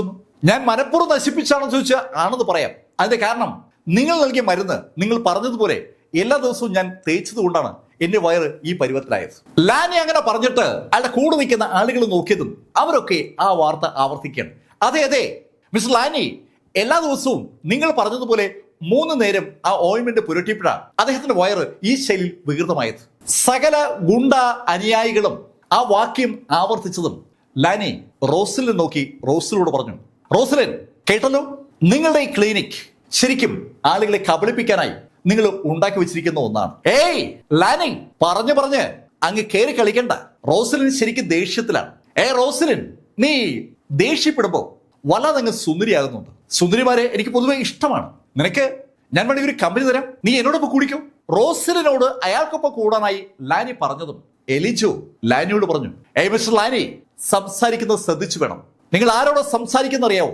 മിസ്റ്റർ എലിജോ, എനിക്ക് നിങ്ങളോട് ബഹുമാനമൊക്കെ ഉണ്ട്. പക്ഷേ നിങ്ങൾ എന്റെ കാര്യത്തിൽ ശരിയായിട്ടല്ല പെരുമാറിയത്. നിങ്ങളെ വിശ്വസിച്ച ഞാൻ ഈ ക്ലിനിക്കിൽ വന്നത്. നിങ്ങൾ നൽകിയ മരുന്നാണ് ഞാൻ ഉപയോഗിച്ചത്. പക്ഷേ എന്റെ വയറ് ആകെ കേടായിരിക്കുകയാണ്. മിസ്റ്റർ എലിജോ, നിങ്ങൾ എനിക്ക് നഷ്ടപരിഹാരം നൽകണം. ലാനി, നീ എന്തായി പറയുന്നത്? നഷ്ടപരിഹാരോ? അതെ മിസ്റ്റർ എലിജോ, നഷ്ടപരിഹാരം. ഒന്നുകിൽ നിങ്ങൾ എന്റെ ഈ മുറിവ് ചികിത്സിച്ച് ഭേദമാക്കണം, അല്ലെങ്കിൽ നിങ്ങൾ നഷ്ടപരിഹാരം നൽകണം. ഗ്രാൻഡ്പാ, ഇയാളെ പറയുന്നത് കേൾക്കണ്ട. റോസലിൻ, നീ കൂടി കേൾക്കാൻ വേണ്ടി ഞാൻ പറയുന്നത്. ഒന്നുകിൽ എന്റെ ഈ മുറിവ് ചികിത്സിച്ച് നിങ്ങൾ ഭേദമാക്കുക, ഇല്ലെങ്കിൽ നിങ്ങളുടെ ഈ ഹീൽവെൽ ക്ലിനിക് എനിക്ക് എഴുതി തരിക. ശരിക്കും അമ്പരപ്പിക്കുന്ന ഒരു വാചകമാണ് ഇപ്പോ ലാനി പറഞ്ഞത്. അയാളുടെ ലക്ഷ്യം ആ ഹീൽവെൽ ക്ലിനിക്കാണ്. അങ്ങനെ ലാനി പറഞ്ഞതും നല്ല മുഴക്കമുള്ള ഒരു ശബ്ദം തൊട്ടു പുറകിൽ നിന്ന് കേട്ടു. ലാനി, നിന്റെ ആഗ്രഹം ഇത്തിരി കടന്നുപോയല്ലോ. അങ്ങനെ ചോദിച്ചുകൊണ്ട് നല്ല പൊക്കമുള്ള സുമുഖനായ ഒരു ചെറുപ്പക്കാരൻ അകത്തേക്ക് വന്നു. അയാളെ കണ്ടതും റോസലിന്റെയും എലിജയുടെ മുഖത്ത് ശരിക്കും ഒരു ആശ്വാസം ഉണ്ടാവുകയാണ്. റോസലിൻ ഉറക്കെ ആ ചെറുപ്പക്കാരോട് പറഞ്ഞു, ബ്രദർ ബ്രദർ എത്തിയല്ലോ, ബ്രദർ ഇയാളെ കാണിക്കുന്ന കണ്ടോ? അവൾ ബ്രദർ ബ്രദർ എന്ന് വിളിക്കുന്ന ആ മനുഷ്യൻ അകത്തേക്ക് വന്നു. അയാളെ കണ്ടതും ലാനി അയാളോട് പറഞ്ഞു, കാർലോസ്, നീ വരാൻ വേണ്ടി ഞാൻ കാത്തിരിക്കുകയായിരുന്നു. കാർലോസ്, നീ ഇത് കണ്ടോ? അങ്ങനെ പറഞ്ഞിട്ട് അയാൾ വീണ്ടും അയാളുടെ ഷർട്ട് പൊക്കി കാർലോസിനെ കാണിച്ചു. ഈ മുറിവ് ഞാൻ ഒരാഴ്ചയ്ക്ക് മുമ്പ് ചികിത്സയ്ക്ക് വരുമ്പോൾ ചെറിയൊരു വര മാത്രമായിരുന്നു. നിങ്ങളുടെ ഈ ക്ലിനിക് ചികിത്സിച്ചാണ് ഇങ്ങനെ ആക്കിയത്. ലാനി, നിന്റെ കളിയൊന്നും ഇവിടെ വേണ്ട. ആ മുറിവിലേക്ക് നോക്കിക്കൊണ്ടാണ് കാർലോസ് അങ്ങനെ പറഞ്ഞത്. കാർലോസ്, ഞാൻ ആരെന്നറിയാമല്ലോ. ലാനി, നീ ആരായാലും എനിക്കെന്താ? ഇവിടെ നിന്ന് ഷോ കാണിക്കാനാണ് നീ തീരുമാനിക്കുന്നെങ്കിൽ നീ എന്റെ കയ്യിൽ നിന്ന് തല്ലി വാങ്ങിക്കും. അങ്ങനെ പറഞ്ഞിട്ട് കാർലോസ് രണ്ട് കൈയും ഒന്ന് ആകാശത്തേക്ക് നിന്ന് ഉയർത്തി പൊക്കി ചെയ്തപ്പോ ശരിക്കും ലാനി ടീമും ഒന്ന് പരിങ്ങി. കാർലോസ് ഒരു ഡോക്ടർ മാത്രമല്ല, ഒരു മാർഷൽ ആർട്ടിസ്റ്റ് കൂടിയാണ്. അയാൾക്ക് നന്നായി തല്ലാൻ അറിയാമെന്ന അർത്ഥം. ഗുണ്ടയാണ് ലാനി. പക്ഷേ കാർലോസിനെ പോലുള്ള ഒരാളെ നേരിടാനുള്ള കപ്പാസിറ്റി ലാനിക്ക് ഇല്ല എന്ന് ലാനിയുടെ മുഖം വിളിച്ചു പറയുകയാണ്. പക്ഷേ ലാനി കാർലോസിനെ അമ്പരപ്പിച്ചുകൊണ്ട് കാർലോസിനോട് പറഞ്ഞു, കാർലോസ്, നീ നിന്റെ ഈ കൈക്കരുത്ത് ഞങ്ങളുടെ അടുത്ത് കാണിക്കാനാണ് ഭാവമെങ്കിൽ നീ ഒരു കാര്യം അറിയണം, എന്നെ ആരാ പിന്തുണയ്ക്കുന്നത്? ലാനി, നിന്നെ ആര് പിന്തുണച്ചാൽ എനിക്കെന്താ? മിസ്റ്റർ കാർലോസ്, എന്നെ പിന്തുണയ്ക്കുന്നത് സാക്ഷൽ സ്ട്രാറ്റ്ഫോർഡാണ്. സ്റ്റോണിയയിലെ പ്രമുഖമായ കുടുംബങ്ങളിൽ ഒന്നാണ് സ്ട്രാറ്റ്ഫോർഡ് കുടുംബം. പ്രത്യേകിച്ച് ഈ സദേൺ മേഖലയിൽ മിൽസ്ബർഗുമായി ചേർന്നു വരുന്ന ഭാഗമാണ് സദേൺ മേഖല എന്ന് പറയുന്നത്. സ്റ്റോണിയിലെ ആ സദേൺ മേഖല അടക്കി വാഴുന്ന കുടുംബങ്ങളിൽ ഒന്ന് സ്ട്രാറ്റ്ഫോർഡാണ്. സ്ട്രാറ്റ്ഫോർഡിന്റെ പേര് ലാനി പറഞ്ഞപ്പോ കാർലോസ് ഒന്ന് പതറി. ആ പതർച്ച എലിജയ്ക്കും റോസലിനും ഒക്കെ ഉണ്ട്. സ്ട്രാറ്റ്ഫോർഡ് പോലുള്ളൊരു കുടുംബം അവർക്കെതിരെ തിരിഞ്ഞാൽ അവരുടെ കാര്യം പരിങ്ങില്ലാവും. ആ കാര്യം അറിയാവുന്നതുകൊണ്ടാണ് അവർക്കൊന്ന് പരിങ്ങിയത്. പക്ഷെ പെട്ടെന്ന് തന്നെ കാർലോസ് ലാനിയോട് പറഞ്ഞു, ലാനി, നിന്നെ പോലൊരു ഗുണ്ടയെ സ്ട്രാറ്റ്ഫോർഡുകാർ ഒരിക്കലും പിന്താങ്ങത്തില്ല. അവർ ഒരിക്കലും ഞങ്ങൾക്കെതിരെ നിൽക്കത്തില്ല.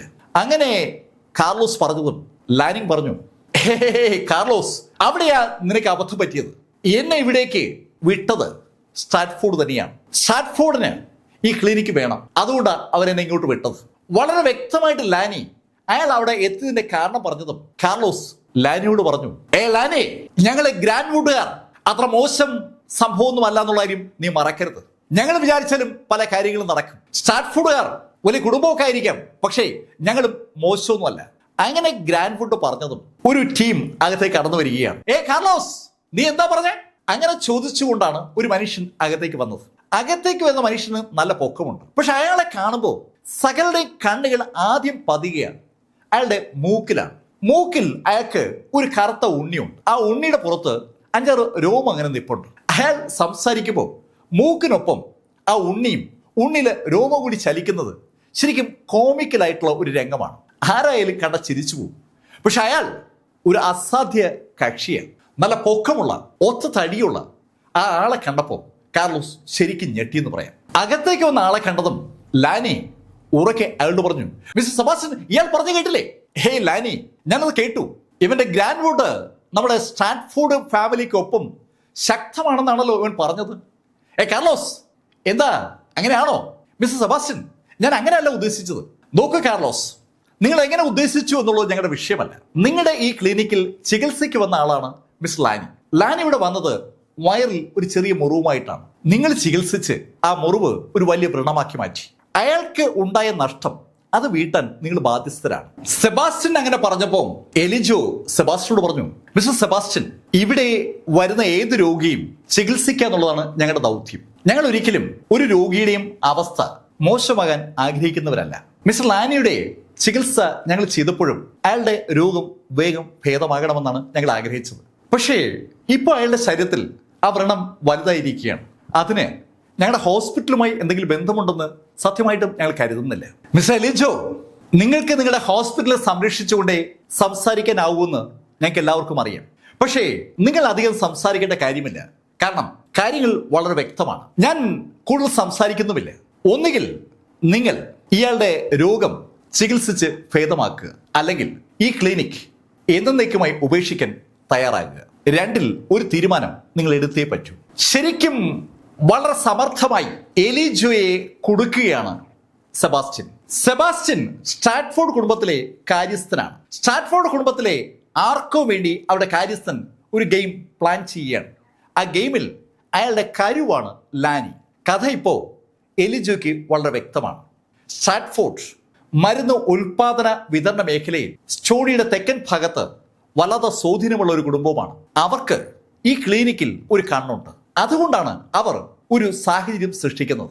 സെബാസ്റ്റ്യൻ അങ്ങനെ പറഞ്ഞതും റോസ്ലിൻ സെബാസ്റ്റ്യനോട് പറഞ്ഞു, ഏയ് മിസ്റ്റർ സെബാസ്റ്റ്യൻ, ഇവിടെ അധികാരികളുണ്ട്, ഇവിടെ പോലീസുണ്ട്. അത് കേട്ടതും സെബാസ്റ്റ്യനും ലാനിയും രണ്ടുപേരുടെയും കൂടെയുള്ള ആളുകളും ഒന്നിച്ച് പൊട്ടിച്ചിരിക്കുകയാണ്. കൊള്ളാം, നിങ്ങൾക്ക് കഥ ഇതുവരെ മനസ്സിലായില്ലെന്ന് തോന്നുന്നു. ഇവിടുത്തെ പോലീസും പട്ടാളവും ഒക്കെ ഞങ്ങൾ പറയുന്നതനുസരിച്ച് നിൽക്കത്തുള്ളൂ. നിങ്ങൾക്ക് മാന്യമായ ഒരു കാര്യം വേണമെങ്കിൽ ഞാൻ ഓഫർ ചെയ്യാം. നിങ്ങൾ ഒരു വില പറ, ആ വില ഞങ്ങൾ ഈ ക്ലിനിക്കിൽ നൽകാം.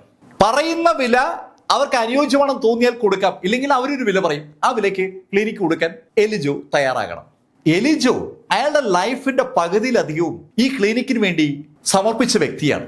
ആ ക്ലിനിക് ഇപ്പോൾ വിദൂര ദേശങ്ങളിൽ നിന്ന് വരെ ആളുകളെ ആകർഷിക്കുന്നുവെങ്കിൽ അതിന്റെ കാരണം ആ ക്ലിനിക്കിൽ വന്നാൽ മികച്ച ചികിത്സ കിട്ടുമെന്നുള്ള ഒരു പേരാണ്. ആളുകൾ പരസ്പരം പറഞ്ഞു പറഞ്ഞ് അങ്ങനെ ഒരു പേരുണ്ടാക്കിയതാണ്. ആ ക്ലിനിക്കിന്റെ പേരിനെ ഉപയോഗപ്പെടുത്താൻ വേണ്ടിയാണ് സ്ട്രാറ്റ്ഫോർഡ് ആ ക്ലിനിക് അടിച്ചു മാറ്റാൻ ശ്രമിക്കുന്നത്. ഏതാണ്ട് ഗുണ്ടായുസത്തിലൂടെ, കൈയൂക്കിലൂടെ ആ ക്ലിനിക്കിന്റെ അധികാരം പിടിക്കുക. അത് തന്നെയാണ് സ്ട്രാറ്റ്ഫോർഡിന്റെ ലക്ഷ്യം. സ്ട്രാറ്റ്ഫോർഡിന്റെ സെബാസ്റ്റ്യൻ സ്ട്രാറ്റ്ഫോർഡ് കാര്യങ്ങൾ കുറെ കൂടി വ്യക്തമാക്കിയപ്പോൾ കാർലോസ് സെബാസ്റ്റ്യനോട് പറഞ്ഞു, മിസ്റ്റർ സെബാസ്റ്റ്യൻ, നിങ്ങൾ ഈ കാണിക്കുന്നത് ശരിയല്ല. മിസ്റ്റർ കാർലോസ്, ഞാൻ വീണ്ടും നിങ്ങളോട് പറയുകയാണ്, ഈ പ്രശ്നത്തിൽ ഇടപെടാതെ നിങ്ങൾ മാറി നിന്നാൽ നിങ്ങൾക്ക് കൊള്ളാം. എന്നാലും വീണ്ടും ഞാൻ എൻ്റെ ഓഫർ നിങ്ങളുടെ മുന്നിൽ വെക്കാം. ഒന്നുകിൽ നിങ്ങൾ ലാനിയുടെ അസുഖം ചികിത്സിച്ച് ഭേദമാക്കുക, അല്ലെങ്കിൽ ഈ ക്ലിനിക് ഞങ്ങൾക്ക് ഹാൻഡ് ഓവർ ചെയ്യുക. രണ്ടിൽ ഒന്ന് നിങ്ങൾ ചെയ്തേ പറ്റൂ. ഒരു നാട്ടിലും നടക്കാൻ സാധ്യതയില്ലാത്ത ഒരു ഡിമാൻഡാണ് അവർ വെക്കുന്നത്. ഇത്തരം ഒരു സാഹചര്യം ഉണ്ടാകുമ്പോൾ സ്വാഭാവികമായും പോലീസിനടുത്ത് പരാതി കൊടുക്കുകയാണ് പതിവ്. പക്ഷെ പോലീസ് ആയാലും മറ്റ് ലോക്കൽ അധികാരികളാണെങ്കിലും സ്ട്രാറ്റ്ഫോർഡ് കുടുംബത്തിന്റെ സ്വാധീനത്തിൽ വഴങ്ങാനാണ് സാധ്യത. ആ കാര്യം എലിജോയ്ക്ക് നേരത്തുള്ള അനുഭവങ്ങൾ വഴി അറിയാം. 1-2 തവണ അയാൾ പരാതി കൊടുത്തപ്പോഴൊക്കെ റിസൾട്ട് അങ്ങനെയാണ് ഉണ്ടായത്. ഡോക്ടർ എലിജോയും ഡോക്ടർ കാർലോസും ഡോക്ടർ റോസ്വെല്ലും ശരിക്കും ആ ഹോസ്പിറ്റൽ ബിൽഡ് ചെയ്യാൻ വേണ്ടി ആത്മാർത്ഥമായി പരിശ്രമിക്കുന്ന ആളുകൾ തന്നെയാണ്. ഇപ്പൊ ഇത് അവർ ഒരു പ്രതിസന്ധി അഭിമുഖീകരിക്കുകയാണ്. എന്ത് ചെയ്യണമെന്നറിയാതെ അവർ മൂവരും മുഖത്തോട് മുഖം നോക്കുമ്പോൾ ഡസൻ റൈസ് ഡോക്ടർ എലിജോയോട് ചോദിച്ചു, ഡോക്ടർ എലിജോ, ഞാൻ വേണമെങ്കിൽ അയാളുടെ ആ അസുഖം ചികിത്സിച്ച് ഭേദമാക്കാം. ഡസ്റ്റിന്റെ ആ വാക്കുകൾ കേട്ടതും റോസ്ലിൻ ശരിക്കും ദേഷ്യത്തോടെ ഡസ്റ്റ് നോക്കി. ഏയ്, നിങ്ങൾ എന്തായി പറയുന്നത് അറിയാവോ? മിസ് റോസ്ലിൻ, ഞാൻ പറഞ്ഞ വാചകം ഒരിക്കൽ കൂടി ആവർത്തിക്കാം. ഞാൻ വേണമെങ്കിൽ അയാളുടെ ആ അസുഖം ചികിത്സിച്ച് ഭേദമാക്കാം.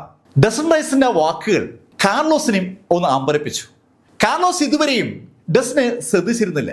അയാൾ വരുമ്പോൾ ആകെ പ്രശ്നമായതുകൊണ്ട് ആ പ്രശ്നത്തിൽ ശ്രദ്ധിച്ച് നിൽക്കായിരുന്നു കാർലോസ്. സുന്ദരനായ ഒരു ചെറുപ്പക്കാരൻ ഡോക്ടർ എലിജയുടെ പുറകിൽ നിന്ന് അങ്ങനെ പറയുന്ന കേട്ടതും കാർലോസ് അമ്പരപ്പോടെ ഡസ്റ്റ് നോക്കിയിട്ട് ഡസ്റ്റിനോട് ചോദിച്ചു, ഹേയ് എഗ്മാൻ, നിങ്ങൾ എന്തായി പറയുന്നത്? ഇത് ചികിത്സയും അസുഖവും ഒക്കെയാണ്, നിങ്ങൾക്ക് ഇതുപോലെ മനസ്സിലാവൂ. പക്ഷെ കാർലോസ്, ഞാനൊരു ഡോക്ടറാണ്. ഡസ്റ്റിൻ അങ്ങനെ പറഞ്ഞതും കാർലോസ് ഡസ്റ്റിനെ ഒന്ന് തറപ്പിച്ച് നോക്കി. അതിനുശേഷം ഡസ്റ്റിനോട് പറഞ്ഞു, മിസ്റ്റർ, നിങ്ങൾ ആവശ്യമില്ലാത്ത കാര്യത്തിൽ ഇടപെടാതെ. കാർലോസ് അങ്ങനെ പറഞ്ഞതും ഡസ്റ്റിൻ വീണ്ടും എലിജോട് പറഞ്ഞു, മിസ്റ്റർ എലിജോ, ഞാൻ ഉറപ്പായിട്ടും അയാളുടെ രോഗം ചികിത്സിച്ച് ഭേദമാക്കാം. ഡസൻ റൈസ് അങ്ങനെ പറയുമ്പോൾ ഡസിനെ തന്നെ അങ്ങനെ നോക്കി നിൽക്കുകയാണ് ഡോക്ടർ എലിജോ. ഡോക്ടർ എലിജോ ഏതാനും മിനിറ്റുകൾക്ക് മുമ്പ് ഡസൻ റൈസ് കാണിച്ച മാജിക്ക് കണ്ടുവയ്ക്കാതെ കണ്ടുനിന്ന വ്യക്തിയാണ്. അയാൾ കഴിഞ്ഞ 10 വർഷമായിട്ട് ശ്രമിച്ചിട്ടും നടക്കാതെ പോയ ഒരു കാര്യമാണ് ഡസൻ റൈസ് നേരത്തെ ചെയ്തത്. ഡസ്റ്റിന് ഒരു എബിലിറ്റി ഉണ്ടെന്ന് ഡോക്ടർ എലിജോയ്ക്ക് ഒരു തോന്നലുണ്ട്. ഡസ്റ്റിന്റെ എബിലിറ്റി നേരിട്ട് കണ്ട വ്യക്തിയാണ് ഡോക്ടർ എലിജോ. അതുകൊണ്ട് തന്നെ ഡസ്റ്റിൻ പറയുന്ന കാര്യം കേട്ടപ്പോൾ എലിജോയുടെ മനസ്സിൽ ഒരു പ്രതീക്ഷ ഉണ്ടായി. പക്ഷെ ആ നിമിഷത്തിൽ റോസ്ലിൻ എലിജോയോട് പറഞ്ഞു, ഗ്രാൻഡ്പാ, ഇയാൾ പറയുന്ന കേട്ട് ഗ്രാൻഡ്പാ ഇയാളുടെ താളത്തിൽ തുള്ളാൻ നിൽക്കരുത്. ഇയാൾ പറയുന്ന അനുസരിച്ച് നമ്മൾ പെരുമാറിയാൽ നമ്മുടെ ക്ലിനിക്ക് നഷ്ടമാകും. മിസ് റോസ്ലിൻ, ഞാൻ പറയുന്ന അനുസരിച്ച് ചെയ്തില്ലെങ്കിലും ഇപ്പോ ഈ ക്ലിനിക്ക് പോകുമെന്നുള്ള കണ്ടീഷൻ ആയില്ലേ? ഡസ്റ്റിൻ അങ്ങനെ ചോദിച്ചതും ഈ സംഭാഷണം ശ്രദ്ധിച്ച് നിൽക്കുകയായിരുന്ന സെബാസ്റ്റ്യൻ എലിജോയോട് പറഞ്ഞു, മിസ് എലിജോ, ഞാൻ 3 വരെ എണ്ണം. അതിനിടയിൽ നിങ്ങളൊരു തീരുമാനം പറഞ്ഞില്ലെങ്കിൽ ഈ ക്ലിനിക് ഞങ്ങളങ്ങ് സ്വന്തമാക്കും. അങ്ങനെ പറഞ്ഞിട്ട് സെബാസ്റ്റ്യൻ അങ്ങ് എണ്ണി തുടങ്ങിയാണ്. ശരിക്കും ആ ടീമിനെ പ്രഷറൈസ് ചെയ്യുകയാണ് സെബാസ്റ്റ്യന്റെ ലക്ഷ്യം. ലാനിയെ ഇനി ചികിത്സിച്ച് ഭേദമാക്കാൻ പറ്റില്ല എന്ന് ഉറപ്പാക്കിയതിനു ശേഷമാണ് ലാനിയെ അവരവിടെ കൊണ്ടുവന്നതെന്ന് വ്യക്തമാണ്. ലാനിയുടെ ആ മുറിവിൽ ആ ഹീൽവെൽ ക്ലിനിക്കിൽ ഉണ്ടായിരുന്ന ഏറ്റവും വില കൂടിയ മരുന്നായ ഗോൾഡൻ ഓയിൻമെന്റ് ഉപയോഗിച്ചതാണ്. ആ ഗോൾഡൻ ഓയിൻമെന്റിനൊന്നും ഇനി പെട്ടെന്ന് ഒരു റിസൾട്ട് ഉണ്ടാക്കാൻ പറ്റില്ലെന്ന് 100% ഉറപ്പാക്കിയതിനു ശേഷമാണ് സെബാസ്റ്റ്യനും ലാനിയും ആ ടീമും ആ കളി കളിക്കുന്നത് തന്നെ. ആ കാര്യം എലിജോയ്ക്കും അറിയാം. സെബാസ്റ്റ്യൻ എണ്ണി തുടങ്ങിയതും എലിജോ സെബാസ്റ്റ്യനോട് പറഞ്ഞു, മിസ്റ്റർ സെബാസ്റ്റ്യൻ, ഞാൻ നിങ്ങളുടെ വെല്ലുവിളി ഏറ്റെടുക്കുകയാണ്. ഡോക്ടർ എലിജോ വെല്ലുവിളി ഏറ്റെടുക്കുകയാണെന്ന് പറഞ്ഞതും സെബാസ്റ്റ്യന്റെയും കൂടെയുള്ള ആളുകളുടെ മുഖത്ത് വല്ലാത്തൊരു സന്തോഷമുണ്ടായി. ഇതാ അവർ കാലങ്ങളായി കാത്തിരുന്ന ഹീൽവെൽ ക്ലിനിക് അവരുടെ കൈവശം വന്നു ചേരാൻ പോവുകയാണ്. വെല്ലുവിളി ഏറ്റെടുക്കാൻ പോവുകയാണെന്ന് പറഞ്ഞാൽ അതിന്റെ അർത്ഥം അവർ ലാനിയെ ചികിത്സിക്കാൻ പോവുകയാണെന്നാണ്. ലാനിയെ ചികിത്സിച്ചാൽ ഒരു കാരണവശാലും ഫലമുണ്ടാകില്ല എന്ന് 100% ഉറപ്പാക്കിയതിനു ശേഷം അവിടെ വന്നിരിക്കുന്ന അവർക്ക് റിസൾട്ട് എന്തായിരിക്കും എന്ന് വ്യക്തമായിട്ട് അറിയാം. ഡോക്ടർ എലിജോ, എന്നാ പിന്നെ തുടങ്ങിക്കോളൂ. നിങ്ങൾക്ക് ഞാൻ 1 മണിക്കൂർ സമയം തരാം. ആ 1 മണിക്കൂറിനകത്ത് ലാനിയുടെ ബോഡിയിൽ മാറ്റങ്ങൾ വന്നിരിക്കണം. വന്നില്ലെങ്കിൽ ഈ ക്ലിനിക്ക് ഞങ്ങൾ സ്വന്തമാക്കും. 1 മണിക്കൂറുകൊണ്ട് റിസൾട്ട് ഉണ്ടാക്കണമെന്നാണ് ഇപ്പോ അന്ത്യശാസ്ത്രം. സെബാസ്റ്റ്യൻ അത് പറഞ്ഞതും എലിജോയുടെ മുന്നിലേക്ക് കയറി ഡസൻ റൈസ് സെബാസ്റ്റ്യനോട് പറഞ്ഞു, 1 മണിക്കൂറൊന്നും വേണ്ട, 30 മിനിറ്റ് മതി. 30 മിനിറ്റ് കൊണ്ട് ഇയാളുടെ ശരീരത്തിൽ ഞാൻ മാറ്റം ഉണ്ടാക്കും. ഞാനാണ് ഡോക്ടർ എലിജോയ്ക്ക് വേണ്ടി ഇയാളെ ചികിത്സിക്കാൻ പോകുന്നത്. ഡസൻ റൈസിനെ അതുവരെ ആ ടീം അംഗങ്ങൾ ആരും ശ്രദ്ധിച്ചിരുന്നില്ല എന്ന് പറഞ്ഞാൽ അതാണ് ശരി. അവരുടെ സംഭാഷണം റോസ്ലിൻ, കാർലോസ്, എലിജോ ടീമിലേക്ക് ഒതുങ്ങി നിന്നപ്പോൾ അതിന്റെ പുറകെ നിൽക്കുന്ന ആളുകളൊന്നും അവിടെ ശ്രദ്ധയിൽപ്പെട്ടിരുന്നില്ല. അവിടെ വന്നിരിക്കുന്ന ഏതോ രോഗിയാണെന്ന് മാത്രമേ ഡസനെ കാണുമ്പോൾ അവർക്ക് തോന്നുന്നുണ്ടായിരുന്നു. ഡസൻ റൈസ് അങ്ങനെ പറഞ്ഞതും ലാനി ഉടൻ ഡസനോട് പറഞ്ഞു, ഓക്കെ, ഞാൻ റെഡി. അങ്ങനെ പറഞ്ഞിട്ട് അയാൾ ഒരു കസേര ചെന്നങ്ങിരുന്നു. ബാബാ ചികിത്സിക്ക്. ലാനി അങ്ങനെ പറഞ്ഞതും ഡസൻ അയാളോട് പറഞ്ഞു, ഞാനേ ഒരു മരുന്ന് ആദ്യം ഉണ്ടാക്കട്ടെ. അത്രയും പറഞ്ഞതിന് ശേഷം ഡസൻ ആ ഹീൽവെൽ ക്ലിനിക്കിലെ മരുന്നുകൾ ഉണ്ടാക്കാനുള്ള സാധനങ്ങൾ വെച്ചിരിക്കുന്ന ഭാഗത്തേക്ക് കടന്നു. ഹീൽവെൽ ക്ലിനിക്കിൽ ആധുനിക രീതിയിലുള്ള ചികിത്സകളുമുണ്ട്, അതേസമയത്ത് പാരമ്പര്യ രീതിയിലുള്ള ചികിത്സകളുമുണ്ട്. അവിടെ 2 രീതിയിലുള്ള ഡോക്ടേഴ്സ് ഉണ്ടെന്ന് അർത്ഥം. പാരമ്പര്യ രീതിയിലുള്ള ചികിത്സയ്ക്ക് ആവശ്യമായ ഇൻഗ്രീഡിയൻസ് അവിടെ ഉണ്ടാക്കി വെച്ചിട്ടുണ്ട്. എന്നാൽ അതിന് അനുബന്ധമായി അതിൻ്റെയൊക്കെ റോ മെറ്റീരിയലും അവിടെ സൂക്ഷിച്ചിട്ടുണ്ട്. ആ റാ മെറ്റീരിയൽ ഇരിക്കുന്ന ഭാഗത്തേക്കാണ് ഡസൻ റൈസ് കടന്നു ചെന്നത്. ഡസൻ ആ റാ മെറ്റീരിയലൊക്കെ എടുക്കുന്ന കണ്ടതും റോസ്ലിൻ അവളുടെ ഗ്രാൻഡ്പയോട് പറഞ്ഞു, ഗ്രാൻഡ്പ എന്തായി കാണിക്കുന്നത്? അയാൾ നമ്മുടെ ക്ലിനിക്കിനെ നഷ്ടപ്പെടുത്തില്ലേ? റോസ്ലിൻ, നിന്റെ കയ്യിൽ വേറെ ഓപ്ഷൻ ഉണ്ടോ? എലിജയുടെ ചോദ്യം ശരിക്കും വ്യക്തമായ ഒന്നാണ്. റോസ്ലിനോ കാർലോസിനോ മറ്റെന്തെങ്കിലും ഓപ്ഷൻ ഉണ്ടെങ്കിൽ ആ ഓപ്ഷൻ പരീക്ഷിക്കാം. പക്ഷെ ഓപ്ഷൻ അവരുടെ കയ്യിലില്ല. മിസ്റ്റർ ലാനിയെ ചികിത്സിച്ച് ഭേദമാക്കാൻ അവർക്ക് പറ്റുമെങ്കിൽ ഉറപ്പായും അവർക്ക് എലിജോ അവസരം കൊടുക്കൂ. പക്ഷെ അവരുടെ കയ്യിൽ അതിന് പറ്റിയ സംവിധാനം ഒന്നുമില്ല. ആകെ ഒരു മറുപടിയുമായി രംഗത്ത് വന്നത് ഡസനാണ്. അതുകൊണ്ട് ഡസനെ കാര്യങ്ങൾ ചെയ്യാൻ എലിജോ ഏൽപ്പിച്ചതാണ്. എലിജോ തന്റെ അഭിപ്രായം വളരെ വ്യക്തമാക്കി. ഡോക്ടർ റോസ്ലിനും ഡോക്ടർ കാർലോസും വർഷങ്ങളായി ഡോക്ടർ എലിജോയെ അസിസ്റ്റ് ചെയ്യുന്നവരാണ്. അവർക്കാർക്കും ലഭിക്കാത്തൊരു പ്രാമുഖ്യം പുതുതായി വന്ന ഡോക്ടർ ഡസൻ റൈസിന് ഇതാ ലഭിച്ചിരിക്കുകയാണ്. അതിൻ്റെതായ ഒരു അസ്വസ്ഥത റോസ്ലിനുണ്ട്. അവൾ ഡോക്ടർ എലിജയുടെ ചെറുമകളുമാണ്. എന്നിട്ട് പോലും അവൾക്ക് ലഭിക്കുന്നതിനേക്കാൾ പ്രാധാന്യം ഈ ചുരുങ്ങിയ നിമിഷം കൊണ്ട് ഡോക്ടർ ഡസൻ റൈസ് നേടിയിരിക്കുകയാണ്. എല്ലാവരും ഡസനെ തന്നെ നോക്കി നിൽക്കുമ്പോൾ ഡസൻ എന്തൊക്കെയോ സാധനങ്ങൾ എടുക്കുകയാണ്. ഒരു രോഗിയെ ചികിത്സിക്കാനുള്ള കഴിവ് ഒരു ഡോക്ടർക്ക് ഉണ്ടാകുക എന്ന് പറഞ്ഞാൽ അതൊരു വലിയ കാര്യമാണ്. ആ രോഗിക്ക് ആവശ്യമായ മരുന്നിന്റെ ഇൻഗ്രീഡിയൻസ് കൃത്യമായി അറിയാന്ന് പറഞ്ഞാൽ, ആ മരുന്നിന്റെ ഫോർമുല അറിയാന്ന് പറഞ്ഞാൽ അത് അതിനേക്കാളേറെ വലിയ കാര്യമാണ്. ഇവിടെ ഡസൻ റൈസ് രോഗി ചികിത്സിക്കുന്ന രോഗിക്ക് കൊടുക്കുന്ന മരുന്നിന്റെ ഫോർമുല ഡസന് അറിയാം. അതിനും അപ്പുറത്ത് ഡസന് ആ ഫോർമുല അനുസരിച്ച് മരുന്നുണ്ടാക്കാനും അറിയാം. ശരിക്കും അവിശ്വസനീയമായ ഒരു കപ്പാസിറ്റിയാണ് അത്. ഒരു ആൽക്കമിസ്റ്റ് ആകുക എന്ന് പറഞ്ഞാൽ അതത്ര എളുപ്പമുള്ള കാര്യമല്ല. ഡസ്റ്റിൻ ഇത് മരുന്നുണ്ടാക്കുകയാണ്. അതിൻ്റെതായ അമ്പരപ്പ് ഡോക്ടർ എലിജയുടെ മുഖത്തുണ്ട്. എലിജയോട് നേരത്തെ ഡസ്റ്റിൻ ആ ബോൺ ക്ലീൻസിങ് പില്ല് ഉണ്ടാക്കാനുള്ള ഫോർമുല എഴുതിയപ്പോൾ ഡസ്റ്റിനോട് എലിജോ ചോദിച്ചിരുന്നു, ആരാ ആ മരുന്നുണ്ടാക്കുക? അപ്പോൾ ഡസ്റ്റിൻ പറഞ്ഞു, ഡസ്റ്റിൻ തന്നെയാണ് ആ മരുന്നുണ്ടാക്കുക. ആ നിമിഷം മുതൽ ഡോക്ടർ എലിജോ ശരിക്കും ഞെട്ടി നിൽക്കുകയാണ്. ഇപ്പോൾ ഇതാ ആ ഞെട്ടൽ കുറച്ചുകൂടി വലുതാകുകയാണ്. ഡസൻ അതിവേഗതയിൽ ചില ഇൻഗ്രീഡിയൻസ് കലക്കി മരുന്നുണ്ടാക്കി തുടങ്ങി. ചെറിയൊരു ഫർണസ് ആ ലാബിനകത്തുണ്ട്. ആ ഫർണസിൽ ഡസൻ മരുന്നുണ്ടാക്കുകയാണ്. ഏകദേശം 20 മിനിറ്റ് കഴിഞ്ഞപ്പോൾ ഡസൻ റൈസ് ആ മരുന്ന് ഉണ്ടാക്കി കഴിഞ്ഞു. നല്ല കറുത്തിരിക്കുന്ന ഒരു കുഴമ്പാണ് ഡസ്റ്റിൻ ഉണ്ടാക്കിയെടുത്തത്. ഡസ്റ്റിൻ ആ കുഴമ്പുമായി ലാനിയുടെ അടുത്ത് വന്നു. ലാനി അവളുടെ കൗതുകത്തോടെ ഡസ്റ്റിൻ തന്നെ അങ്ങ് നോക്കിയിരിക്കുകയാണ്. ലാനിയുടെ ആ ഷർട്ട് അഴിച്ചു മാറ്റിയതിനു ശേഷം ഡസ്റ്റിൻ റൈസ് ലാനിയെ ഒരു കിടക്കയിലേക്ക് കിടത്തി അയാളുടെ പുറത്ത് ആ മരുന്ന് തേച്ച് പിടിപ്പിച്ചു.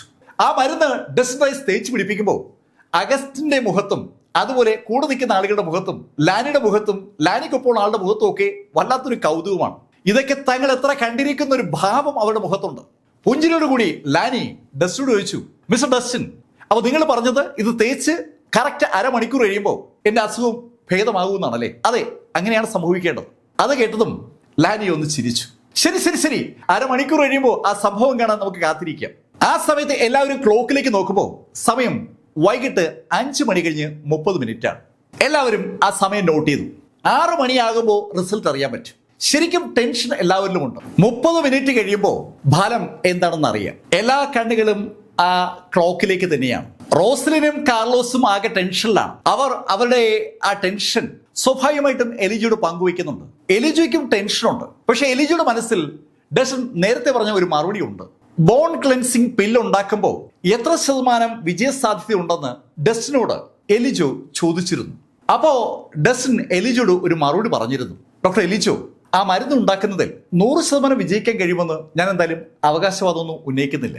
പക്ഷേ 99% വിജയിക്കുമെന്ന് എനിക്ക് ഉറപ്പാണ്. ആ ബോൺ ക്ലെൻസിങ് പില്ല് പോലെ ഒരു മരുന്ന് ഉണ്ടാക്കുന്നതിൽ 99% വിജയസാധ്യതയുണ്ട് എന്ന് ഡസ്റ്റിൻ പറഞ്ഞ ആ മറുപടി അതുപോലെ തന്നെ എലിജയുടെ മനസ്സിൽ അങ്ങനെ പ്രതിഫലിക്കുകയാണ്. ആ മരുന്നുമായി ആലോചിക്കുമ്പോൾ ഇതൊരു ചെറിയ മരുന്നാണ്, അങ്ങനെ ഒരു തോന്നൽ എലിജയ്ക്കുണ്ട്. എലിജോ ആ തോന്നലോടുകൂടി ഡസ്റ്റിൻ നോക്കുമ്പോൾ ഡസ്റ്റിനാണെങ്കിൽ അവിടെ ക്യാൻറ്റീനിൽ നിന്ന് വരുത്തിയ ഒരു ചായയുമായി അടുത്തുള്ള ഒരു ടേബിളിൽ അടുത്തിരിക്കുകയാണ്. ഡസ്റ്റിന് ചുറ്റും നടക്കുന്നതിലൊന്നും ഒരു താല്പര്യമില്ലാത്ത ശൈലിയിൽ ആ ചായയും കുടിച്ചങ്ങനെ ഇരിക്കുകയാണ്. ശരിക്കും രസകരമായ ഒരു ക്യാരക്ടർ. അങ്ങനെ ഒരു ചിന്തയാണ് എലിജോയ്ക്ക് ഡസ്റ്റിനെ കുറിച്ച് അപ്പൊ തോന്നിയത്. ചായ കുടിച്ചിരിക്കുന്ന ഡസ്റ്റിനെ കണ്ട റോസലിനും കാർലോസിനൊക്കെ വല്ലാതെ ദേഷ്യം വരികയാണ്. അവൻ കാരണം അവിടെ ഹീൽവർ ക്ലിനിക് നഷ്ടമാകുമോ? അങ്ങനെ ഒരു ചോദ്യം അവർ പരസ്പരം ചോദിച്ചുകൊണ്ടിരിക്കുമ്പോൾ സമയം അതിവേഗം 6 മണിയായി. ക്ലോക്കിൽ 6 മണി സൂചിപ്പിച്ചുകൊണ്ടുള്ള ആ ശബ്ദം കേട്ടു തുടങ്ങിയതും ലാനി അവന്റെ കസരിൽ നിന്ന് ചാടി എണീറ്റു. ലാനി കസരിൽ നിന്ന് ചാടി എണീറ്റ് എല്ലാവരോടും പറഞ്ഞു, അരമണിക്കൂറായി, ആരാ ഇതൊന്നും തുടച്ചു വൃത്തിയാക്ക. അങ്ങനെ പറഞ്ഞിട്ട് ലാനി അവിടെ കൂടിയിരിക്കുന്ന ആളുകൾ നോക്കിയപ്പോൾ അയാളുടെ ശ്രദ്ധ പതിഞ്ഞത് ഡോക്ടർ ഇർവിൻ ഗ്രീനിലാണ്. ഡോക്ടർ ഇർവിൻ ഗ്രീൻ ഈ ലാനി ടീം വന്ന നിമിഷം മുതൽ ആൾക്കൂട്ടത്തിന്റെ പുറകിൽ ഒതുങ്ങി നിൽക്കുകയായിരുന്നു. ലാനി ഒരു കുഴപ്പക്കാരനാണെന്ന് ഇർവിൻ അറിയാം. അതുകൊണ്ടാണ് ഇർവിൻ ലേശം പുറകോട്ട് മാറി നിന്നത്. ആൾക്കൂട്ടത്തിന്റെ പുറകിൽ പതുങ്ങി നിൽക്കുന്ന ഇർവിനെ കണ്ടതും ലാനി ഇർവിനെ അയാളുടെ അടുത്തേക്ക് വിളിച്ചു. ഹലോ, ഇങ്ങ് വന്നേ. ആരുടെയും ശ്രദ്ധയപ്പെടാതെ മാറി നിൽക്കുകയായിരുന്ന ഡോക്ടർ ഗ്രീനിനെ തന്നെ ലാനി അടുത്തേക്ക് വിളിപ്പിച്ചു. ലാനി വിളിക്കുന്ന കേട്ടതും ഡോക്ടർ ഗ്രീൻ ലാനിയുടെ അടുത്തേക്ക് വന്നു.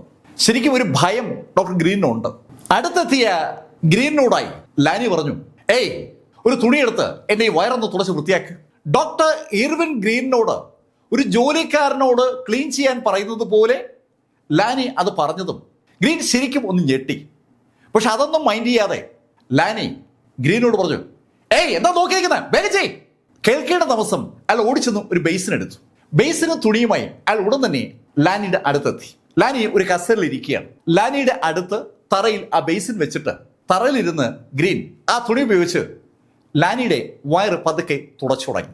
ശരിക്കും ഒരു ജോലിക്കാരൻ ഒരാളുടെ പുറം തുടച്ച് വൃത്തിയാക്കുന്നത് പോലെ വളരെ ശ്രദ്ധിച്ച് ഡോക്ടർ ഗ്രീൻ അയാളുടെ ബോഡി തുടച്ച് വൃത്തിയാക്കുകയാണ്. ലാനി ആരെ വിളിച്ച് തുടപ്പിക്കണമെന്ന് ആലോചിച്ച നിമിഷത്തിലാണ് പതുങ്ങി നിൽക്കുന്ന ഡോക്ടർ ഗ്രീനിനെ കണ്ടത്. ലാനിക്ക് അയാളെ കണ്ടപ്പോൾ തന്നെ തന്റെ കാര്യം ചെയ്യിക്കാൻ പറ്റിയത് അയാളാണെന്ന് ആ നിമിഷം മനസ്സിലായത് കൊണ്ടാണ് ഡോക്ടർ ഗ്രീനിനെ തന്നെ അയാളുടെ ബോഡി തുറപ്പിക്കാൻ വിളിപ്പിച്ചത്. ശരിക്കും അറിയപ്പെടുന്ന ഗുണ്ടയെ ലാനിക്ക് ഒരാളുടെ മുഖം കാണുമ്പോൾ അറിയാം അയാളെ കൊണ്ട് എന്ത് ചെയ്യിപ്പിക്കാൻ പറ്റുമെന്ന്. ഡോക്ടർ ഇർവിൻ ഗ്രീൻ ലാനിയുടെ ബോഡിയിൽ നിന്ന് ആ മരുന്ന് ഇങ്ങനെ തുടച്ചു മാറ്റിക്കൊണ്ടിരിക്കുകയാണ്. ലാനിയുടെ ബോഡി മുഴുവൻ ആ മരുന്ന് പൊത്തി വെച്ചിരിക്കുകയായിരുന്നു. ആ മരുന്ന് പതുക്കെ തുടച്ച് വൃത്തിയാക്കിക്കൊണ്ടിരിക്കുമ്പോൾ ലാനി ഇങ്ങനെ ചിരിച്ചുകൊണ്ട് എല്ലാവരും നോക്കുകയാണ്. ലാനിയുടെ കണ്ണുകൾ അഗസ്റ്റിന്റെ കണ്ണുകളുമായി ഇടഞ്ഞപ്പോൾ ഒരു പുഞ്ചിരി അഗസ്റ്റിന്റെയും ലാനിയുടെയും കണ്ണുകളിലുണ്ടായി. ലാനി അഗസ്റ്റിനെ നോക്കിയിട്ട് ഡോക്ടർ എലിജോട് നേരെ നോക്കി. മിസ്റ്റർ എലിജോ, നിങ്ങൾ സമയം കളയാതെ വേഗം തന്നെ ഡോക്യുമെന്റ്സ് ശരിയാക്കി വെക്ക്. ഞങ്ങൾക്ക് പോയിട്ട് ഒരുപാട് കാര്യങ്ങൾ ചെയ്യാനുണ്ട്. ക്ലിനിക്ക് ഹാൻഡ് ഓവർ ചെയ്യാനുള്ള ഡോക്യുമെന്റ് തയ്യാറാക്കാനുള്ള ഉത്തരവാണ് ലാനി ഡോക്ടർ എലിജോയ്ക്ക് കൊടുക്കുന്നത്. അങ്ങനെ ലാനി പറഞ്ഞതും ഒരു വല്ലാത്ത ശബ്ദം ലാനിയുടെ പുറം തുടച്ചുകൊണ്ടിരിക്കുന്ന ഡോക്ടർ ഗ്രീനിന്റെ വായിന്നുണ്ടായി. ശബ്ദം കേട്ട് ലാനി കുനിഞ്ഞ് താഴേക്ക് നോക്കുമ്പോൾ ലാനിയുടെ വയറിൽ തന്നെ നോക്കുന്ന ഗ്രീനിനെയാണ് കണ്ടത്. തന്റെ വയറിലേക്ക് സൂക്ഷിച്ചു നോക്കുന്ന ഗ്രീനിനെ കണ്ടതും ലാനി കാലുയർത്തി ഗ്രീനിന് ഒറ്റ ചവിട്ട്. നീന്റെ വയർ വൃത്തിയോടാക്കിയടാ, അങ്ങനെ ചോദിച്ചുകൊണ്ടാണ് ഗ്രീനിനെ ലാനി ആഞ്ഞു തൊഴിച്ചത്. ചവിട്ടേറ്റ് ഗ്രീൻ കുറച്ച് ദൂരേക്ക് തെറിച്ചു വീണതും ലാനി ചാടി എണീറ്റു. ഏയ് ഡോക്ടർ എലീജോ, നീ എന്റെ വയർ കേടാക്കിയല്ലേ? അങ്ങനെ അയാൾ ചോദിക്കുമ്പോൾ അയാളുടെ നേരെ ഓപ്പോസിറ്റ് നിൽക്കുകയായിരുന്ന അഗസ്റ്റിനും അയാൾക്കൊപ്പമുള്ള ആളുകളൊക്കെ അമ്പരപ്പോടെ ലാനിയുടെ വയറിലേക്ക് നോക്കുന്നതാണ് ലാനി കണ്ടത്.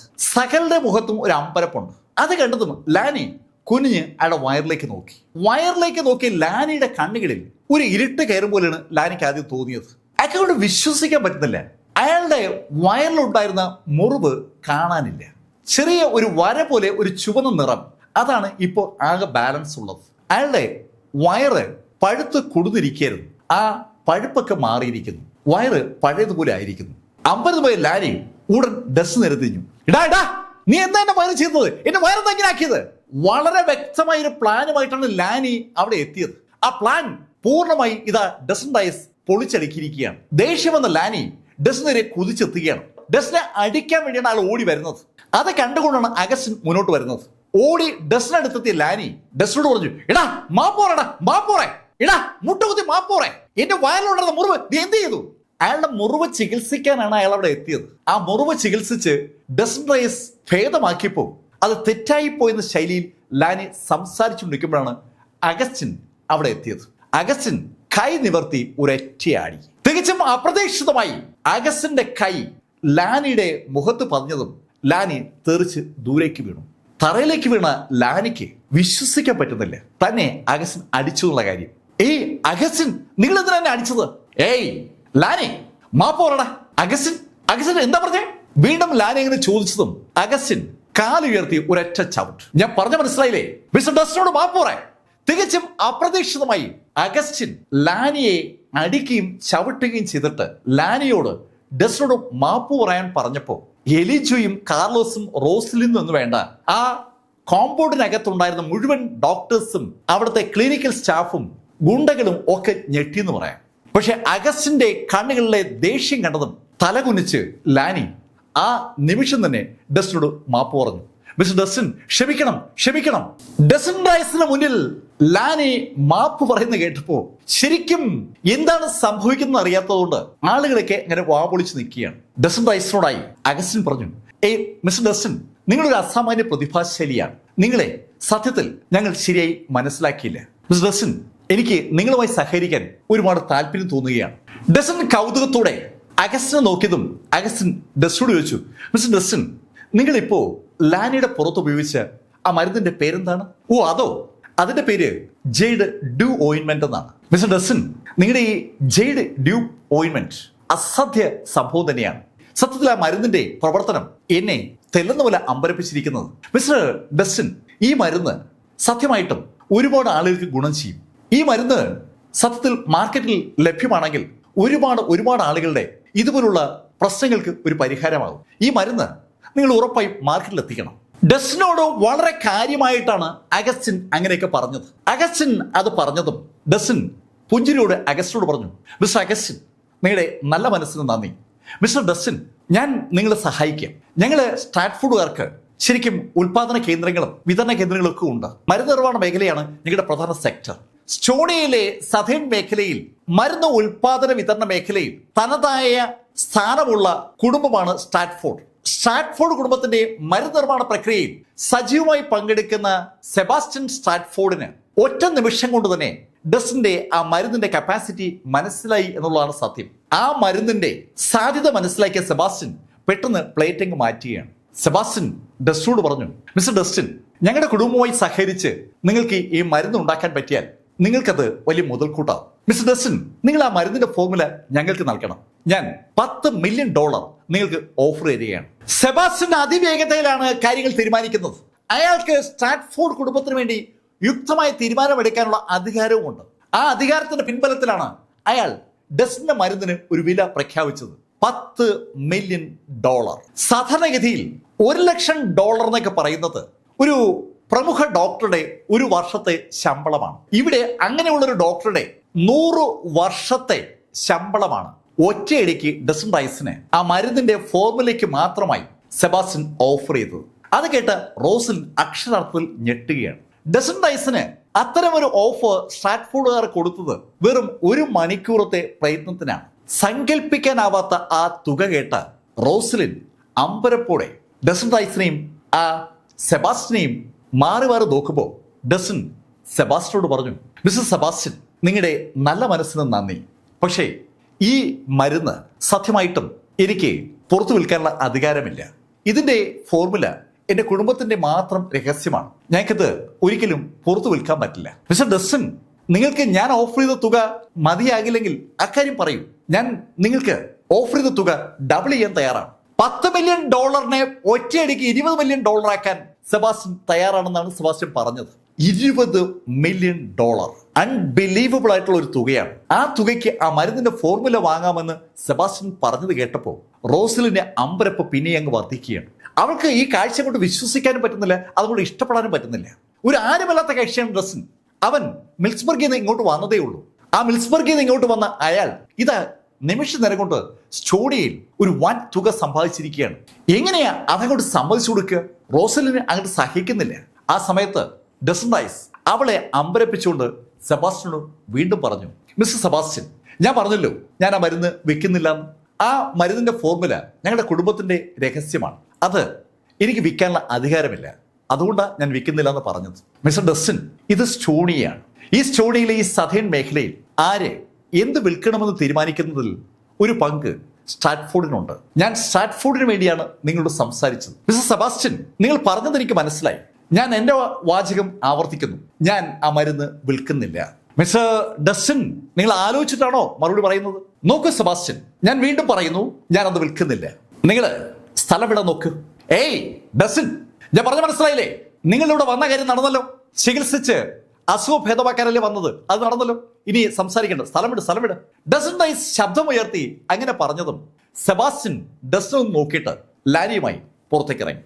ശരിക്കും ടെൻഷൻ നിറഞ്ഞിരുന്ന ആ സന്ധ്യയിൽ ഡസൻ റൈസ് ഒരു അവതാരം പോലെ അവതരിച്ചതുകൊണ്ട് ആ ഹീൽവെൽ ക്ലിനിക്കിന് ഒരു പരിക്കുമില്ലാതെ രക്ഷപ്പെട്ടിരിക്കുകയാണ്. ഹീൽവെൽ ക്ലിനിക്കിനെ എന്നേക്കുമായി സ്ട്രാറ്റ്ഫോർഡിന് മുന്നിൽ അടിയറ വെക്കേണ്ടി വരുമെന്ന് എലിജോയും ടീമും കരുതിയ നിമിഷത്തിലാണ് ഡസൻ റൈസ് ആ പ്രതിസന്ധിയിൽ നിന്ന് അവരെ കരകയറ്റിയത്. എലിജോ ഡസനോട് പറഞ്ഞു, മിസ്റ്റർ ഡസൻ, നിങ്ങൾ ഞങ്ങളുടെ ഈ ക്ലിനിക്കിന് വേണ്ടി ചെയ്ത ഈ കാര്യം ശരിക്കും മഹത്തരമാണ്. എനിക്ക് മറ്റൊന്നും പറയാൻ പറ്റുന്നില്ല. ഗ്രാൻഡ്പ, ഇതിലൊക്കെ എന്താ ഇത്ര അതിശയിക്കാതിരിക്കുന്നത്?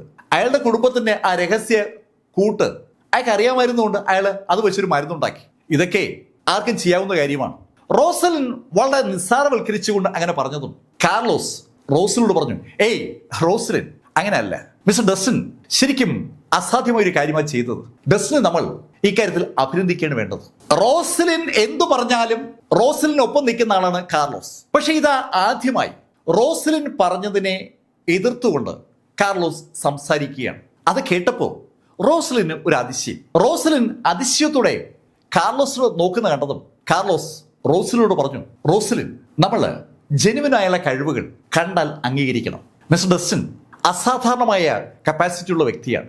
ശരിക്കും ഡസൻ ഉണ്ടാക്കിയ മരുന്ന് വല്ലാത്ത കപ്പാസിറ്റി ഉള്ളതാണെന്ന് നമ്മൾ എല്ലാവരും കണ്ടു. ആ മരുന്ന് നമുക്ക് മാർക്കറ്റിൽ എത്തിക്കാൻ പറ്റിയാൽ അതായിരിക്കും സമൂഹത്തിന് നൽകുന്ന ഏറ്റവും വലിയ സേവനം. കാർലോസ് വളരെ വാചാലമായി അങ്ങനെ സംസാരിച്ചിട്ട് ഡസൻ നേരെ തിരിഞ്ഞ് ഡസനോട് പറഞ്ഞു, മിസ്റ്റർ ഡസൻ, ആ മരുന്ന് നമുക്ക് ഈ ഹീൽവെൽ ക്ലിനിക്കിലൂടെ പുറത്തിറക്കിയാലോ? ഹേയ് കാർലോസ്, അത് പറ്റില്ല. മിസ്റ്റർ ഡസൻ എന്താ അങ്ങനെ പറഞ്ഞത്? കാർലോസ്, ആ മരുന്നിൽ ഒരു കുഴപ്പമുണ്ട്. മരുന്നിൽ കുഴപ്പമുണ്ടെന്നോ? അതെ കാർലോസ്, ആ മരുന്ന് നമ്മൾ പുറത്താണ് തേച്ചത്. പക്ഷെ അതിന് ഒരു സൈഡ് എഫക്റ്റ് ഉണ്ട്. സൈഡ് എഫക്റ്റോ? അതെ, സൈഡ് എഫക്റ്റ് ഉണ്ട്. ആ മരുന്ന് തേക്കുന്ന വ്യക്തിയുടെ പുറത്തുള്ള മുറിവുകളൊക്കെ മാറുമെങ്കിലും സൈഡ് എഫക്റ്റ് അകത്തുണ്ടാവും. അയാൾക്ക് ഒരു വയറിളക്കം പിടിക്കാൻ സാധ്യതയുണ്ട്. അത് മാത്രമല്ല, അയാൾക്ക് ലേശ പ്രശ്നങ്ങളൊക്കെ വേറെയും ഉണ്ടാവും. മിസ്റ്റർ ഡസൻ, നിങ്ങളീ പറയുന്നത്? അതെ, ആ ലാനി കുറച്ച് സമയം കഴിയുമ്പോൾ പ്രശ്നം അനുഭവിച്ചു തുടങ്ങും. മിസ്റ്റർ ഡസൻ, ആ കുഴപ്പങ്ങളൊക്കെ ഒഴിവാക്കി ഈ ഫോർമുല ഒന്ന് പരിഷ്കരിക്കാൻ പറ്റില്ലേ? കാർലോസ്, അതൊന്നും പറ്റത്തില്ല.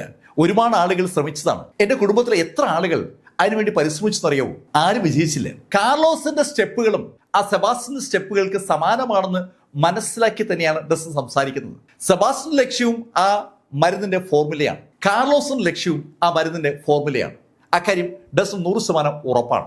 ഡസൻ റൈസ് അതുകൊണ്ടാണ് കാർലോസ് അങ്ങനെ പറഞ്ഞത്. ഡസൻ സത്യമായിട്ടും ആ മരുന്നിന്റെ ഗുണം കണ്ടപ്പോൾ ഒരുപാട് ആളുകൾക്ക് അത് ഉപകാരപ്പെടുമെന്ന് തോന്നിയതുകൊണ്ടാണ് ഞാൻ അങ്ങനെ പറഞ്ഞത്. ഡസൻ ആ മരുന്ന് എനിക്ക് പറഞ്ഞു നൽകിയാൽ ഉറപ്പായിട്ടും അതിന്റെ പ്രശ്നങ്ങൾ പരിഹരിച്ച് ആ മരുന്ന് മെച്ചപ്പെടുത്താൻ ഞാനൊരു ശ്രമം നടത്തിയേനെ. കാർലോസ് വീണ്ടും അക്കാര്യം പറഞ്ഞതും ഡസൻ റൈസ് കാർലോസിനോട് പറഞ്ഞു, കാർലോസ് ഞാനേ ഒരു ഓഫർ തരാം. കാർലോസ് ഇത്രയും ആഗ്രഹത്തോട് സംസാരിക്കുന്ന കേൾക്കുമ്പോൾ കാർലോസിനെ ഒഴിവാക്കാൻ ഒരു മടി.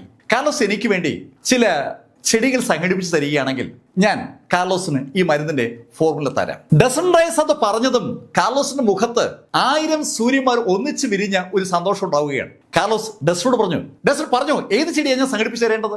ഡസൻ റൈസിനോട് കാർലോസ് അത് പറഞ്ഞതും ഡസന് ആവശ്യമുള്ള ആ 3 ചെടികളുടെ പേര് കാർലോസിന് കുറിച്ചു കൊടുത്തു. ഡസന് ലൊറൻസോയെ ചികിത്സിക്കാൻ ആവശ്യമുള്ള ആ 3 ചെടികളുടെ പേരാണ് ഡസൻ അയാൾക്ക് കുറിച്ചു കൊടുത്തത്.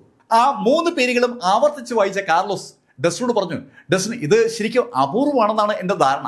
എന്തായാലും ഞാനിത് കണ്ടുപിടിക്കും. കാർലോസ് ഈ ചെടികൾ കണ്ടുപിടിച്ച് കാർലോസ് എനിക്ക് എത്തിക്കുകയാണെങ്കിൽ ഞാൻ സൗജന്യമായിട്ട് ഈ ഫോർമുല കാർലോസിന് തരാം. നേരത്തെ സ്ട്രാറ്റ്ഫോർഡ് കുടുംബത്തിലെ സെബാസ്റ്റ്യൻ $20 മില്യൺ വില പറഞ്ഞ ആ ജെയ്ഡ് ഡ്യൂ ഓയിന്റ്മെന്റിന്റെ ഫോർമുല സൗജന്യമായി കാർലോസിന് കൊടുക്കാമെന്ന് ഡസൻ റൈസ് പറഞ്ഞതും കാർലോസ് ശരിക്കും സന്തോഷം കൊണ്ട് മതിമറക്കുകയാണ്. റോസലിനും ഒന്ന് ഞെട്ടിയെന്ന് പറയാം. പണം ഒരു വലിയ ഘടകമായി കാണുന്ന ആളാണ് റോസലിൻ. സകലതും തീരുമാനിക്കുന്നത് പണത്തിനെ ബേസ് ചെയ്താണെന്ന് കരുതിയിരിക്കുന്ന റോസലിൻ പോലും ശരിക്കും ഞെട്ടിയെന്ന് പറയാം. $20 മില്യൺ ഒരു മനുഷ്യന് ഒരു ആയുസിൽ ഉണ്ടാക്കാൻ പറ്റാത്തത്ര വലിയ തുകയാണ്. ആ തുകയാണ് ഡസൻ റൈസ് ഇതാ വേണ്ടെന്ന് വെക്കുന്നത്. സന്തോഷം കൊണ്ട് മതിമറന്ന കാർലോസ് ഡസനോട് പറഞ്ഞു, ഡസൻ ഇത് ശരിക്കും സന്തോഷമുള്ള നിമിഷമാണ്. ഡസൻ ഇവിടെ വരവും നമ്മുടെ ഈ ഹീൽവെൽ ക്ലിനിക്കിൽ ഡസൻ നടത്തിയ ഇടപെടലുകളും ഞങ്ങളുടെ ക്ലിനിക്കിനെ ഒരുപാട് സഹായിച്ചിരിക്കുകയാണ്. അതിനോടൊപ്പമാണ് ഈ അപൂർവമായ ഓയിന്റ്മെന്റിന്റെ ഫോർമുലയും. ഞങ്ങൾ ഡസനൊരു ട്രീറ്റ് നൽകാൻ പോവുകയാണ്. ഡസൻ ഞങ്ങളോട് സഹകരിക്കണം. ഡസന് ട്രീറ്റ് കൊടുക്കാമെന്ന് കാർലോസ് പറഞ്ഞപ്പോൾ ഡസനും സമ്മതിച്ചു. സകലരെയും ഒന്ന് നോക്കിയിട്ട് കാർലോസ് എല്ലാവരോടായി പറഞ്ഞു, നിങ്ങൾ എല്ലാവരും ഇന്ന് നമുക്കൊപ്പം വരണം. ആ ഹീൽവെൽ ക്ലിനിക്കിലെ മുഴുവൻ സ്റ്റാഫിനെയും കൂടി കാർലോസ് ആ ട്രീറ്റിലേക്ക് ഇൻവൈറ്റ് ചെയ്തു. അത് കേട്ടപ്പോൾ സകലർക്ക് സന്തോഷമായി. എല്ലാവരും നോക്കിയിട്ട് കാർലോസ് എല്ലാവരോടായി പറഞ്ഞു, ഇന്ന് ട്രീറ്റ് ഞാൻ ഒരുക്കുന്നത് എംപറേഴ്സ് പവലിയനിലാണ് ആ ട്രീറ്റ് എന്ന് കേട്ടതും ശരിക്കും ഒരു ആരവ തന്നെ ആ ഹാളിനകത്തുണ്ടായി. എംപറേഴ്സ് പവലിയൻ നേരത്തെ കൂടി ബുക്ക് ചെയ്താൽ മാത്രം അവസരം ലഭിക്കുന്ന ഒരു സ്ഥലമാണ്. അവിടെ സാധാരണക്കാർക്ക് ആർക്ക് പ്രവേശനമില്ലെന്ന് പറഞ്ഞാൽ അതാണ് ശരി. ഒരുപാട് സ്വാധീനമുള്ള ആളുകൾക്ക് മാത്രമാണ് അവിടെ പ്രവേശനം കിട്ടുക. അത്തരമൊരു സ്ഥലത്തേക്കാണ് ഇതാ ഹീൽവെൽ ക്ലിനിക്കിലെ മുഴുവൻ ആളുകളെയും സാക്ഷാൽ കാർലോസ് ഇൻവൈറ്റ് ചെയ്തിരിക്കുന്നത്. സന്തോഷം കൊണ്ട് മതിപറന്നുപോയ ആ ടീം ഏകദേശം ഒരു മണിക്കൂർ കഴിഞ്ഞപ്പോൾ ഹീൽവെൽ ക്ലിനിക്കിൽ നിന്ന് എംപറേഴ്സ് പവലിയനിലേക്ക് തിരിച്ചു. എംപറേഴ്സ് പവലിയന്റെ മുന്നിൽ വാഹനങ്ങൾ നിർത്തി എല്ലാവരും ഇറങ്ങി. അവർ ഒരു ടീമായി എംപറേഴ്സ് പവലിയനിലേക്ക് കയറുകയാണ്. ഒരു മനോഹരമായ ഹോട്ടൽ കം റെസ്റ്റോറന്റ് ആണ് എംപറേഴ്സ് പവലിയൻ. ആ പവലിയനിലേക്ക് ആളുകളെ നയിച്ചുകൊണ്ട് നടക്കുകയാണ് കാർലോസിന്റെ പുറകിലായി വേറെയും ആളുകളുണ്ട്. അവർക്ക് പുറകിലായിട്ട് നടക്കുകയാണ് ഡസൻ റൈസിന് അടുത്തുകൂടി നടക്കുന്ന റോസലിൻ ഡസനോട് പറഞ്ഞു, മിസ്റ്റർ ഡസൻ നിങ്ങൾക്ക് ഇത്തരത്തിലൊരു ഹോട്ടൽ സങ്കല്പിക്കാനാവില്ല എന്ന് എനിക്കറിയാം. എന്നാലും കിട്ടിയ അവസരം കളയണ്ട കേട്ടോ, അടിച്ചു പൊളിച്ചോളേ. ഡസൻ റൈസിനെ പോലെ ഒരു സാധാരണക്കാരന് സ്വപ്നം കാണാൻ കഴിയുന്ന ഒരു സ്ഥലമല്ല എംപറേഴ്സ് പവലിയൻ. അക്കാര്യം റോസലിന് 100% ഉറപ്പാണ്. റോസലിൻ പറഞ്ഞു കേട്ടപ്പോൾ ഡസൻ ഒന്ന് പുഞ്ചിരിച്ചു. ഡസൻ പുഞ്ചിരിക്കുന്നതാട്ടതും റോസലിൻ ഡസനോട് പറഞ്ഞു, മിസ്റ്റർ ഡസൻ സത്യത്തിൽ ഈ ശൈലിയിലുള്ള ഏതെങ്കിലും ഒരു ഹോട്ടലിൽ നിങ്ങൾ നിങ്ങളുടെ ജീവിതത്തിൽ ഇതിനു മുമ്പ് കയറിയിട്ടുണ്ടാവൂ? ചോദ്യം കേട്ടതും ഡസൻ റോസലിനോട് പറഞ്ഞു, ഞാൻ ഇതിനു മുമ്പ് ഇവിടെ അവസാനമായി വരുമ്പോൾ ഈ ടവറിന്റെ പേര് ഫുലായി ടവർ എന്നായിരുന്നു. അന്ന് എനിക്കൊപ്പം ഉണ്ടായിരുന്നത് എംപററാണ്. കഥയുടെ ഈ ഭാഗം ഞാൻ അവസാനിപ്പിക്കുന്നു. സ്റ്റോണിയിൽ നിന്ന് ഈ കഥ നിങ്ങൾ മുന്നിൽ എത്തിക്കുന്നത് എം ലൈഫിൽ നിന്ന് BS ചന്ദ്രമോഹൻ. കമന്റുകൾ ചെയ്യുക. Thank you.